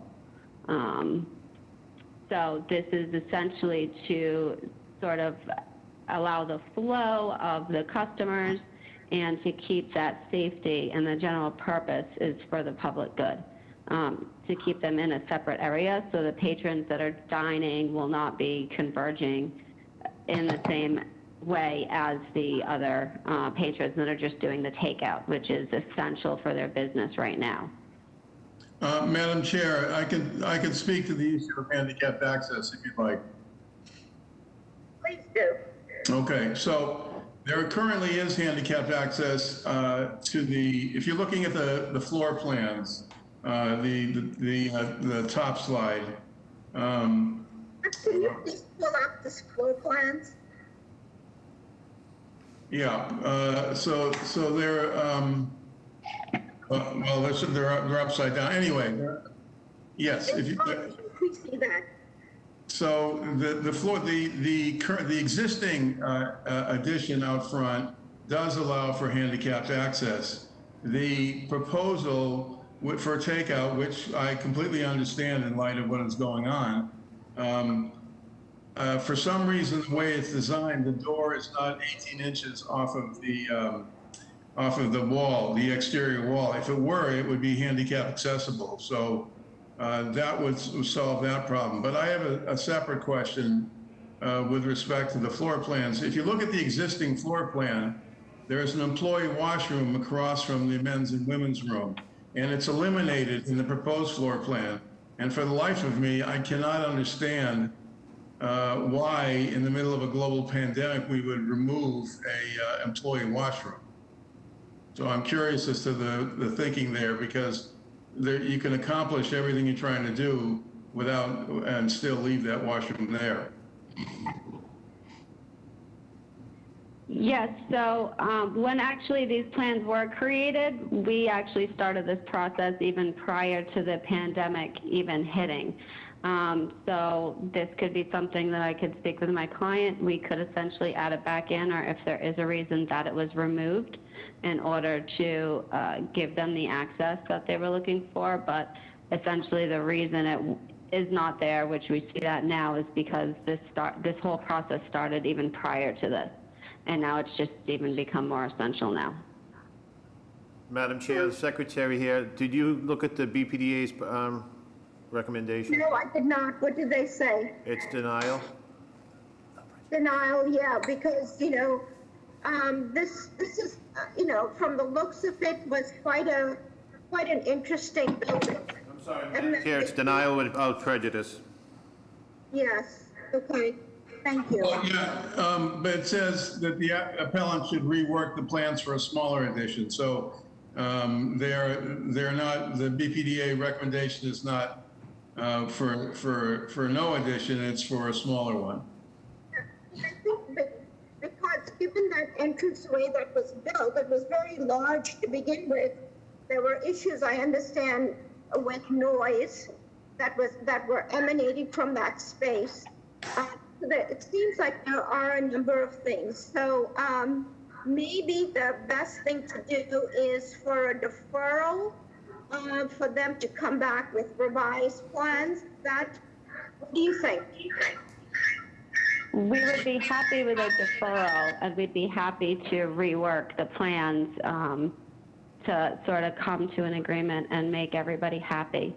In addition, also regarding the noise that had been voiced in the past, over the years and even currently, we did have a neighborhood community meeting, and Mr. Duran has been working with the neighborhood and been having great success and had a lot of support in the community, even regarding this, and as well as just making it neighborhood friendly and everybody happy around there. Well, I would suggest, if there is a motion to defer, that Mr. Duran consider 3 issues at a minimum. 1 is retaining the employee bathroom, 2 is making sure it's handicap accessible, and 3 is the BPDA suggestion of a downsizing of the overall addition. So those should be part of what goes into your thinking about when you come back, if you do. And I know the applicant wants to have his cake and eat it too, but it's going to require, I think, a trade-off in some way, because it looks like that front entranceway may be able to be reworked in some way to become some piece of a takeout spot, because it is rather large. And so I think it's going to take some creative thinking on the applicant's part to come up with something that might work. So may I have a motion, please, with all these comments? May I have a motion? Motion to defer. Is there a Second. All those in favor? Aye. Any opposed? The date, please. 11D is September 22nd. We have 9/22 at 11:30. Thank you. Thank you. Calling the next case, calling BOA 105-3731, 1143 to 1155 Commonwealth Avenue. This is to remove the proviso for the previous owner of 36A and 37A and change to a new owner's name. No work to be done and existing to remain. The violations, Article 6, Section 4, other conditions necessary as protection. Name and address for the record, please. Hello? Yeah, my name is, can you hear me? Yes, go ahead. Yeah, my name is Mohammed Abu Shak. I am the manager and co-owner of the restaurant at 1147 Commonwealth Avenue. This space has been a restaurant for since 2011. We just bought the restaurant and we just want to remove the proviso for take out and change the owners, change the name of the restaurant to the new owner. And no, we are not changing anything in the restaurant. It's the same. We had a meeting with the Alston Civic Association and they approved it. And we have little support from the neighborhood.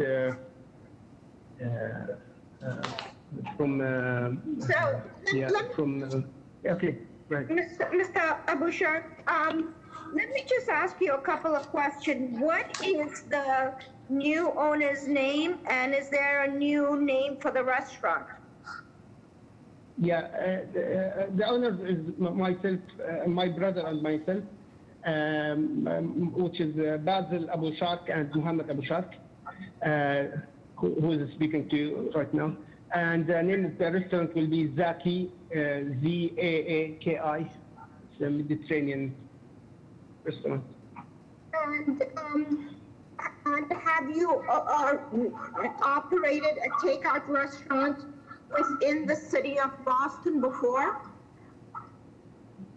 We have a food truck. We have been working in our food truck for the last two years. And this is our next step.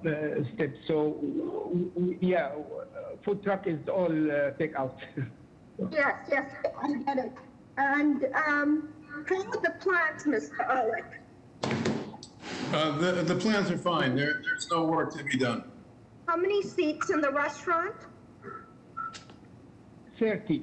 30 seats? Okay. Yes. Is anybody here to support this proposal? Madam Chair, members of the board, Connor Newman with the Mayor's Office of Neighborhood Services. I hope you can hear me all right. We'd like to go on record in support of this proposal. As the applicant mentioned, he met with the Alston Civic Association. No serious concerns were raised by the neighborhood. This is a very active streetscape, and we think this will be a great addition for Alston. Thank you.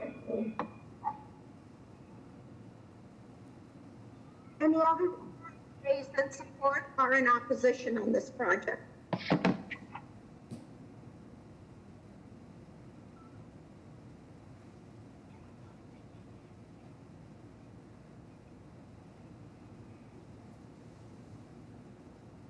Hello? Oh, hold on, just stay there, right there, Mr. Abu Shak. Okay. Madam Chair, I'm not seeing any raised hands. Okay. Given that information, And with our usual take-out language, may I have a motion, please? Motion to approve. Arun, second. All those in favor? Aye. Any opposed? Motion carries. You're all set. Good luck. Thank you. Thank you. Calling the last case of the day, calling BOA 1062676, 11 Dana Avenue. This is to demolish an existing three-family residence, construct a new 24-unit residential building with first-floor office space. There'll be a common roof deck for the building tenants. The project is also undergoing a BPDA Article 80 review. The violations, Article 69, Section 11. The regulations, parking garage located on the ground floor is forbidden. Name and address for the record, please.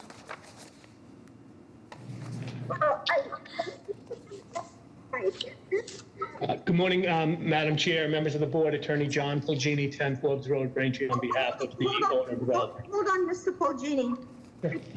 Clarification from this board. So this particular development proposal came to this board, and this was the refusal letter we received from it. And then subsequent, what we are contemplating today is a request for an interpretation that in fact the ISD owed in issuing this permit as this, there are issues with this garage. So just to clarify the record. So what I'd like to do is find out if Mr. Rosati is on the line or an attorney representing Mr. Rosati, who I assume has brought this request for an interpretation.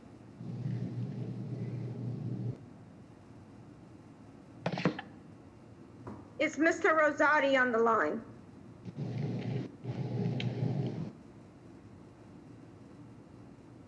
It looks like he's on the line, Madam Chair. However, he's experiencing audio issues. Okay, we need to make sure that he's clearly there. Mr. Rose, and we need to know that he has an attorney who represents him. Does Mr. Rosati have an attorney who might be on this call right now?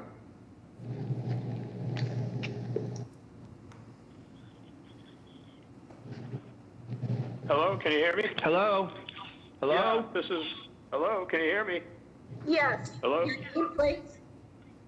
Can you hear me? Yes, what is your name and address, please? Oh, sure, yeah, Ralph Rosati, 28 Dana Avenue, Hyde Park, Mass. 02136.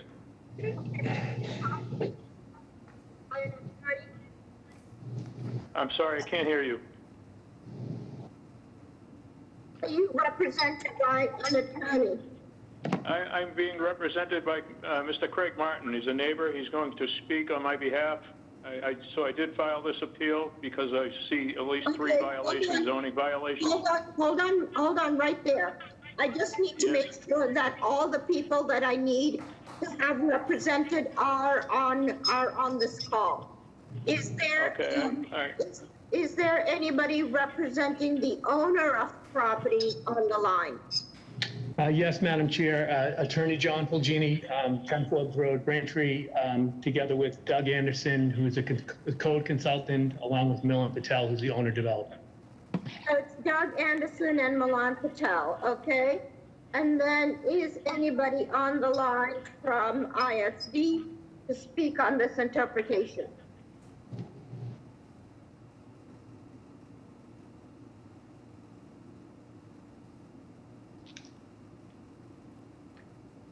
Is there an ISD representative? Madam Chair, it's Kevin O'Connor. Luis Santana from ISD is on the line, but I'm not hearing his audio at the moment. Okay. Okay, so now that we know that all parties are represented, Mr. Martin, can you please go on the record to name and address on the record? And please tell us what your issue is with the issuance of this permit.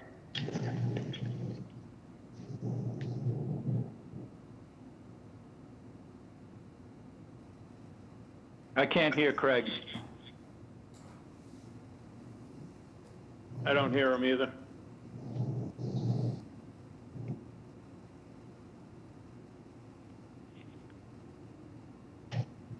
Is he muted?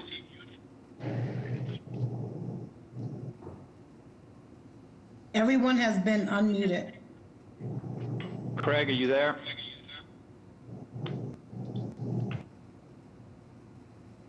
Can we call Craig? Do you see him online or not on the phone? No, he's unlisted because he's on the phone. Okay. Mr. Martin, can you dial *3 to be unmuted and please speak? I didn't understand what was said. Is this Mr. Martin? No. Okay, I need Mr. Martin to if he's on the phone, to press *3 and start speaking, please. Star 3, right? Yeah.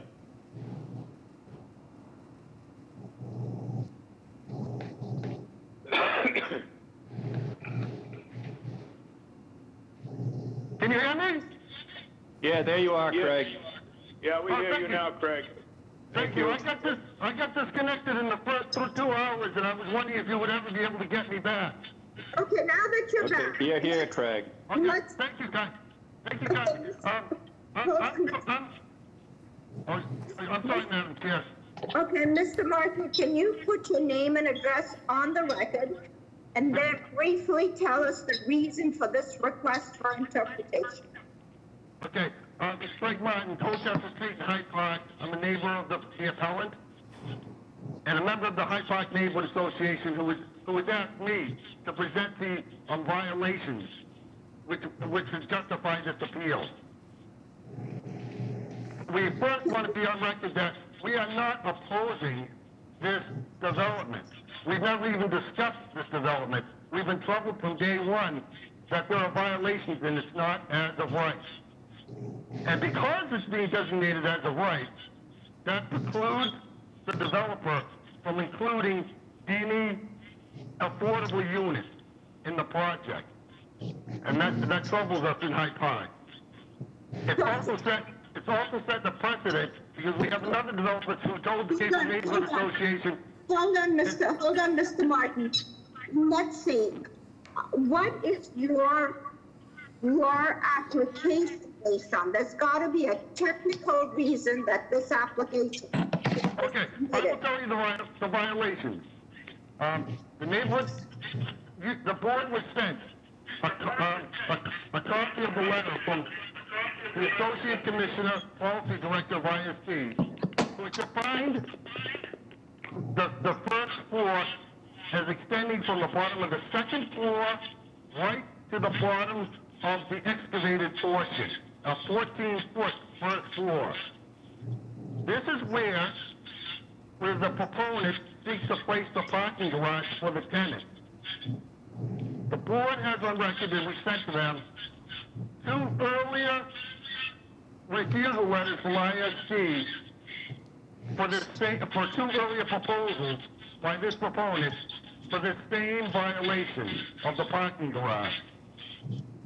They missed it on the 3rd proposal. Okay, thank you. So, and it's still, the Article 69. Mr. Martin, could you hold on? Okay, because of the poor audio, Mr. Marzani, you seem to have a better audio, and we need to make sure that everything is appropriately on the record. And it sounds to me that your issue is that the article, and I have your letter in front of me, is that Article 69 forbids a parking garage on the first floor in a neighborhood shopping subdistrict.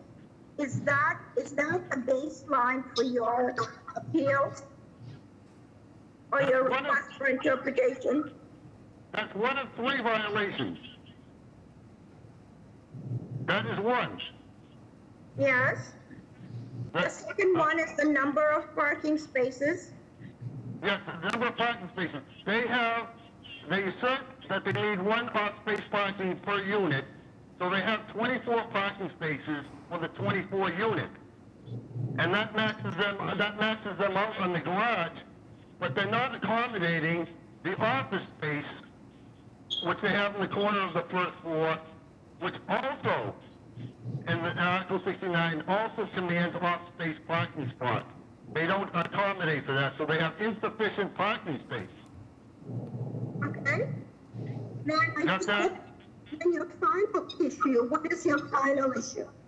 The final issue, and which the Hyde Park Neighborhood, the Hyde Park Neighborhood Association sent you a copy of the map, the zoning map, which dictates that this area of Dana Ave is a distinct, separate NS2 district. It's adjoined but separated by border to an existing NS2 district for Cleary and Logan Square. The proponent claims that this is a piece of that bigger NS2 district, but the zoning map shows otherwise, and I know for a fact because I was at the zoning meeting when we made this a separate NS2 district.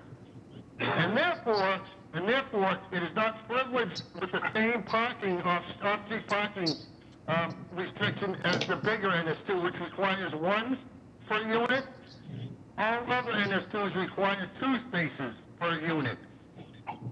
This is a separate and distinct NS2 area, and as you can see that on the map, and the map will dictate to you that if there are any discrepancies, you seek the answer from the official zoning map of Hyde Park, which shows a distinct NS2 district. It's separately labeled, and it has the borders. So it must have a higher parking requirement, 2 spaces per unit versus a 1. Then let me ask you, is there another request for clarification on this address? Hi, I'm really having trouble understanding. You're breaking up, Madam Chair. Who is this? This is Jim Kirker. I'm a resident of Hyde Park, 56 Davidson Street. I'm president of the Hyde Park Neighborhood Association. You know what? I only need, Aisha, I want to make sure that the only people who can talk are Mr. Rosati, a representative of his, who I understand is Craig Martin, Mr. Polgini, and perhaps Mr. Anderson and Luis Santana. Everybody else should be muted. This is not a free-for-all. When we have an interpretation, we do not take testimony. We need to hear the facts from these parties. Okay? I need everybody muted but these individuals that I mentioned. Yes, Madam Chair. Thank you. Okay, so Mr. Martin, Mr. Rosati, we have the issues that I think you've clearly identified in your letter is the parking on the first floor, the number of units that do not include parking for the office use, and the count of the number of parking spaces which separates the Cleary Logan Square from the other business district. Is this right? Yes, in general, that was the number of parking spaces. They have enough for the units, 24 to 24. If they say it's 1 per unit, they have enough. But they're not accommodating the office space, which requires also another 2 for the first 1,000 square feet area. It requires 2 additional spaces. So they're short on that. It's a violation. We're only saying that they have to come before the board for relief. We're saying the process is flawed, that we're asking that they come before the board for relief. We're not here to oppose the project, but we don't like the precedent that's being set, that this is as of right. Because again, we have other developers that come to us saying we gotta follow the same template. And so we want this done correctly. Okay, thank you. So please stay on the line, but please be quiet because now I need to hear from a representative of the property owner.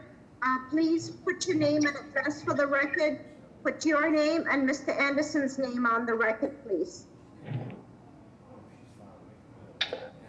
Good morning, Madam Chair. Attorney John Fulgini. I've identified myself earlier. And Mr. Anderson, could you please put your name on the record?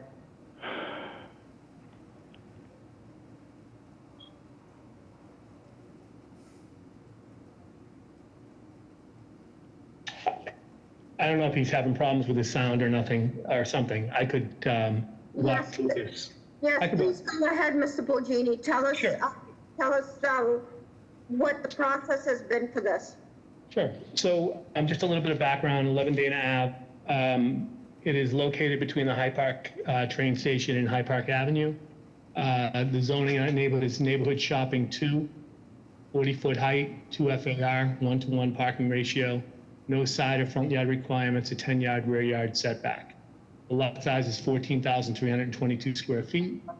And as Mr. Martin said, it's 24 units, 24 parking spaces, and a 28,000 square foot building that's 4 stories. So I'll address them one at a time. Let me just ask you, so did this project come through with any request for relief? I didn't, I sorry, Madam Chair, I didn't understand the question. Did this project come through as of right or not? So it did. It went through the process as of right. Initially, we had a clean letter of from ISD, no violations. ISD subsequently issued a violation on parking, which they have later determined that was a mistake. And I could explain that as I walk through that. So it did, yes. It went through the BRA, the BPDA Article 80 process as an as-of-right proposal.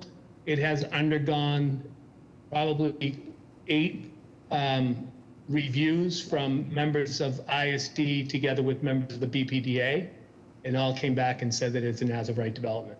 And this was after the fact. And has this project been before the board? The BPDA board, not the Zoning Board of Appeals. No. Not the Zoning Board of Appeal, okay. So I think you've heard from Mr. Rosati and Mr. Martin.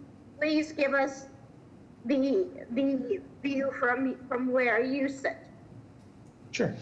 The first, I just went through the letter that they had sent in. The first looks like the appeal states, Table B of Article 69, the Boston Zoning Code forbids parking garage on the first floor and NS2 subject district in which the property lies. That is inaccurate. The analysis is completing 2 separate sections of the zoning code. The appeal that they rely upon is footnote 27, which applies to vehicular uses, not accessory or ancillary uses.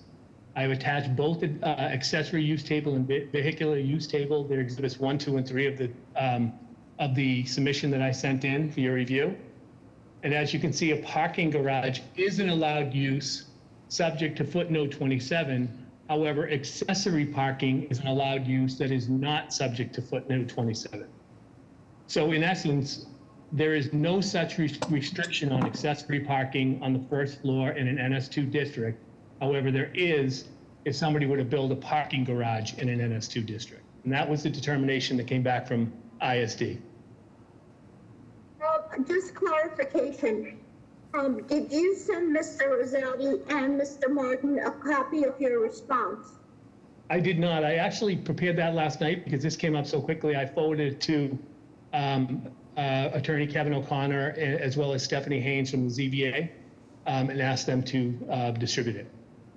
And the reason being, Madam Chair, my understanding is that Mr. Rosati is not represented by counsel, and I didn't feel it's appropriate as an attorney to reach out to a person who is not represented by an attorney. Okay.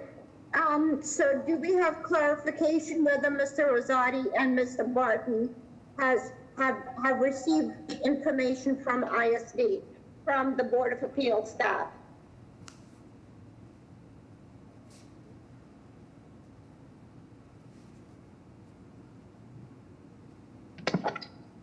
I don't believe that they have received this, but it is being displayed on the screen currently. sorry, you're echoing whoever you, is this Kevin? Sorry, Madam Chair, we're having trouble hearing you. You're having trouble hearing me? You were breaking up a moment ago. I'm sorry. So I think the question that I wanted to ask, let me get all the papers out of the way of the speaker, is whether the applicant, whether Mr. Rosati and Mr. Martin have received a copy of Mr. Fulgini's response to their request for interpretation. No, they have not. Okay. Okay. So Mr. Fulgini, Mr. Rosati and Mr. Martin, please listen carefully as Mr. Fulgini speaks through this. In the meantime, if we can make sure that they receive a copy of Mr. Fulgini's submission. Yes, Madam Chair. So Mr. Fulgini, go ahead. Okay, so, I just looked at the appeal, which I did not receive. I just received it probably within the last month, that Mr. Rosati had filed with ISD. And as I went through it, I just kind of broke it out too, and I think Mr. Martin testified that there were three issues that were raised by Mr. Rosati. The first specifically talks about the parking garage on the first floor. And I provided you guys some information in it, you'll see that they're referencing footnote 27. However, footnote 27 applies to a parking garage. It does not apply to accessory parking. So that is incorrect. I'm sorry, I didn't hear what that was. Then they also raised another violation, though not nearly as significant as their shortage of parking spaces. Their drawings illustrate 24 spaces for 24 units, but does not accommodate the aforementioned small office space in one corner of the building. Again, they're conflating two sections of the zoning code. The use of office and accessory office are in two different sections of the zoning code. The requirement for additional 1 or 2 parking spaces applies to office, not accessory office. And I've attached exhibits 8, 9, and 10. The office proposed as part of this development is a management office that is an accessory use to the main use. And then finally, Mr. Martin brought up the appeal states, and I'm quoting him, Madam Chair. Finally, although the BRA BPDA zoning map depicts this NS2 subdistrict as separated from the Clary Logan Square NS subdistrict, which adjoins it, the proponent seeks to benefit from the zoning privileges entitled to the adjoining subdistrict. The zoning map presents the proponent subdistricts with its own NS2 label in dark borders, which intentionally separates it from the abutting NS2 subdistrict. The Clary Logan Square NS2 subdistrict mandates 1 parking space per residential unit, whereas NS2 generally requires 2 spaces per unit. Thus, our neighborhood contends this is a violation, although we recognize that someone conflicts with the aforementioned parking shortage. I have provided the board with the tables. There are only 2 NS2 subdistricts in Hyde Park. The 2 NS2 subdistricts are Clary Logan Square and Riverwood, as noted in Article 69 for the neighborhood business subdistricts. If you refer to Exhibit 4, which I have attached there, I think it's up 2 from what's currently on the screen, you will see 2 highlighted areas. And on those, you will see Clary Logan Square, I think that's number 18. And I'm sorry, Riverwood is number 18 NS2, and Clary Logan Square is the second NS2 district, which our property is located in. So if there were a third NS2 district that's being argued by the appellant, it would have to be listed here as another NS2 designated district, which it is not.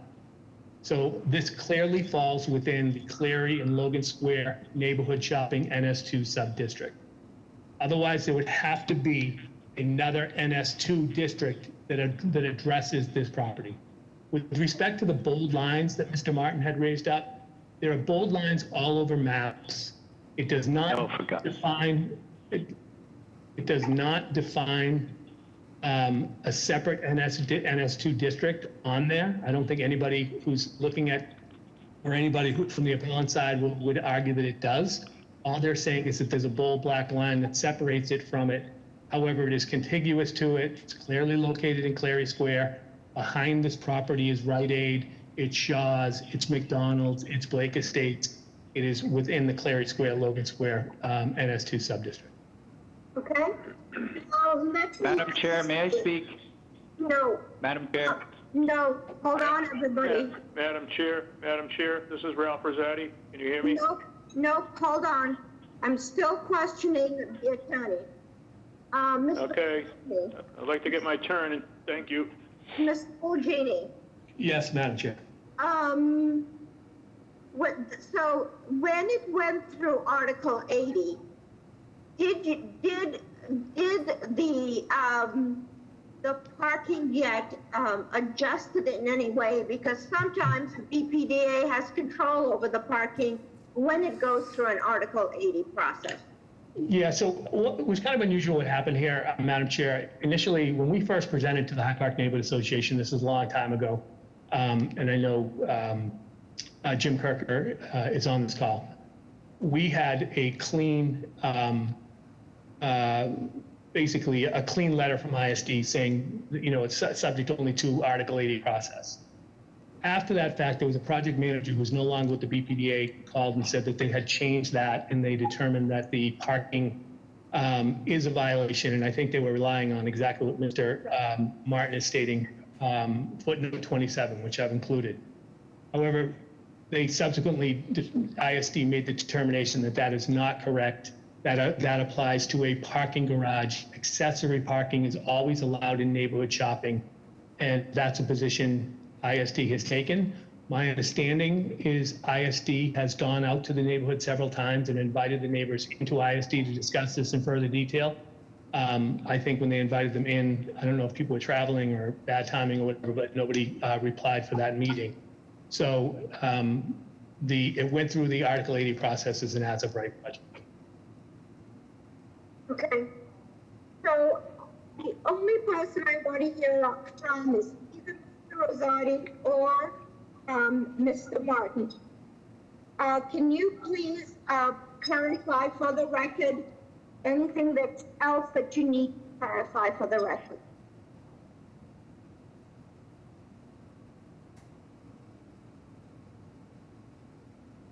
Ralph, would you tell her that you want me to speak, please?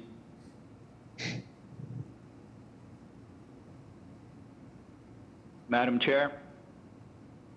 I'm only hearing from Mr. Martin or Mr. Rosati.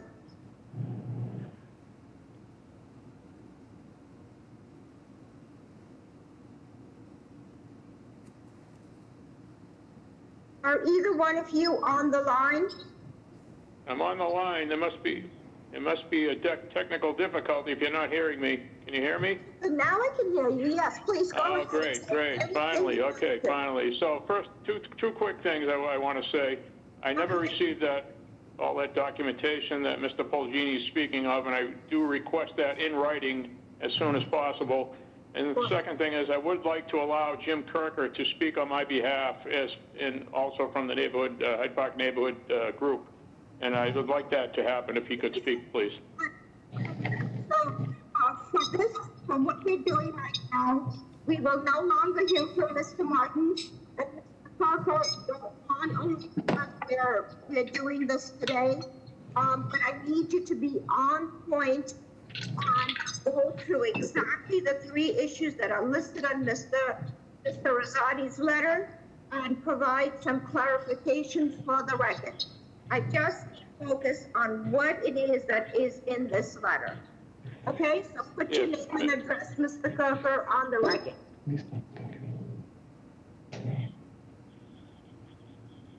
Mr. Kirker, are you there? Mute me, please. Hello? Okay, they just unmuted me. They just unmuted me. All right, speak, okay, please. So, I'm going to speak. Mr. Rosati is Mr. Polgini was talking about it being accessory and ancillary uses. I would like to read something, please. Hold on, Mr. Kirker. What I need is for you first to put your name and address on the record. And this was a submittal by Mr. Rosati. I need you to clarify and put on the record anything in particular that wasn't covered by either Mr. Rosati or Mr. Martin that will help us make the decision. We are not interested in going Okay. from he said, she said thing. I just No, want that on the record, okay? Yes, this is James Kirker, 56 Davison Street. I'm president of the Hyde Park Association. Mr. Polgini brought something up, and I just want to read something from the zoning code. He's talking about accessory and ancillary uses being allowed. I'm reading from the zoning code. In any event, an accessory use shall be subject to the same restrictions, conditions, limitations, provisos, and safeguards as the use to which it is accessory. So it has to follow, even though it's accessory parking, it has to follow the same rules of the place that is an accessory. And it is an accessory to a building that is an NS2 zone, which does not allow parking on the first floor. Therefore, accessory parking is not allowed on the first floor. So that's a response to the second issue, that's clarification for the second Exactly. issue that Mr. Rosati brought up. Any further I would like to sorry. Any further clarifications on the first issue of Article B, Table B, Section 69? Well, I guess that covers it. And then I would like to have a clarification on something else too, if I may. Is that okay? Can I speak? Am I on mute?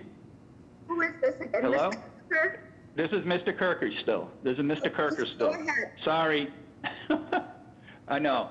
As far as the two separate NS2 zones, I requested a lot of stuff from the BPDA. They ended up sending me yesterday 900 emails. But I would like to read something, if I may, from Brian Glasscock, who is the Deputy or Assistant Director of BPDA concerning those two separate zones, where he clearly speaks of them as being two separate sub-districts. May I do that? May I read that into the record? You know what? Hold on, okay? I can't hear you now. Please hold off. What I am going to do is ask ISD, the representative from ISD, to see what clarifying comments that you have for the record. Put your name and address, please. Can somebody unmute Mr. Santana?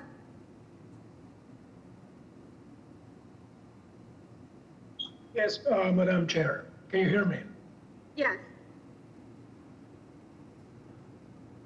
The ISD position on this matter, on the three issues that have been raised. One is the accessory office, or the office, the parking, the number of parking spaces, and the parking garage discussion. Our interpretation is that in an NS2, in this particular NS2, only 24 parking spaces are required. And this parking is accessory parking, not a parking garage. So therefore, no 27 does not apply in this case. And in what relates to the office as an accessory use, does not qualify for additional parking space. Why is that? Is that because it's too small, or what makes it not require any parking? Because the parking is calculated based on the number of dwelling units in the gross floor area of the project. Accessory uses are considered part of the main use, and therefore they do not trigger requirement, any additional requirement for additional parking. Okay, thank you. Anything else that you want to add for the record? No, madam. Thank you. Now I'd like to hear from Mr. Anderson, Mr. Doug Anderson. Can you hear anything?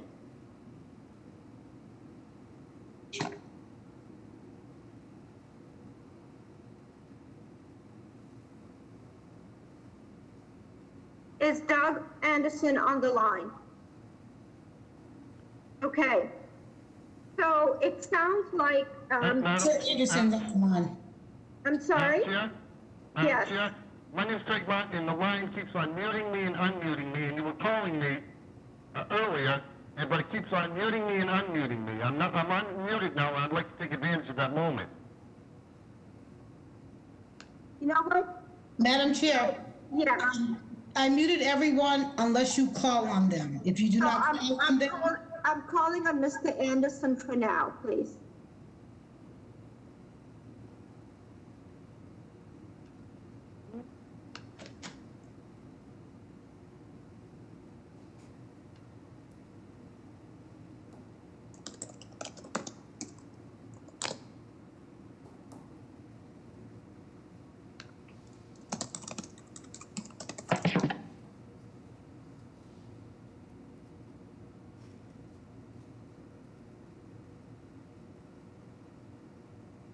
Doug Anderson, do you have something to the conversation to put on the record?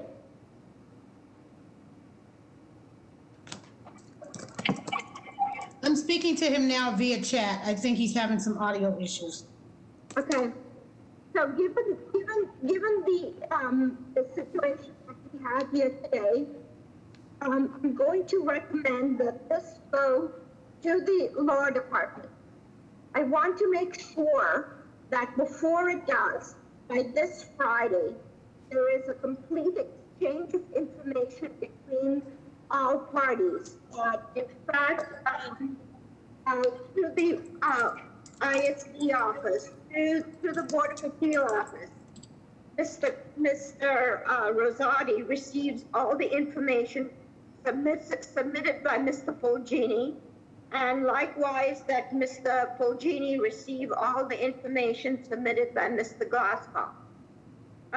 I'd like the law to, as is usually our case, we'd like to hear the law department interpretation of what is going on here in as timely a manner as possible. So may I have a motion, please? Motion to refer the matter to the law department. Tyrone seconds. All those in favor? Aye. Any opposed? Motion carries. So what I want to make sure now, everybody who's on the line, specifically you, Mr. Rosati, is that I'm you- here, yes. Yes, so please send all the information that you received from Mr. Glasscock, you and either Mr. Martin or Mr. Kirker, send it please to Mr. Fulgini. Absolutely. ISD, please send all the information that Mr. Fulgini has submitted to Mr. Rosati so he can distribute it with the appropriate members of his team.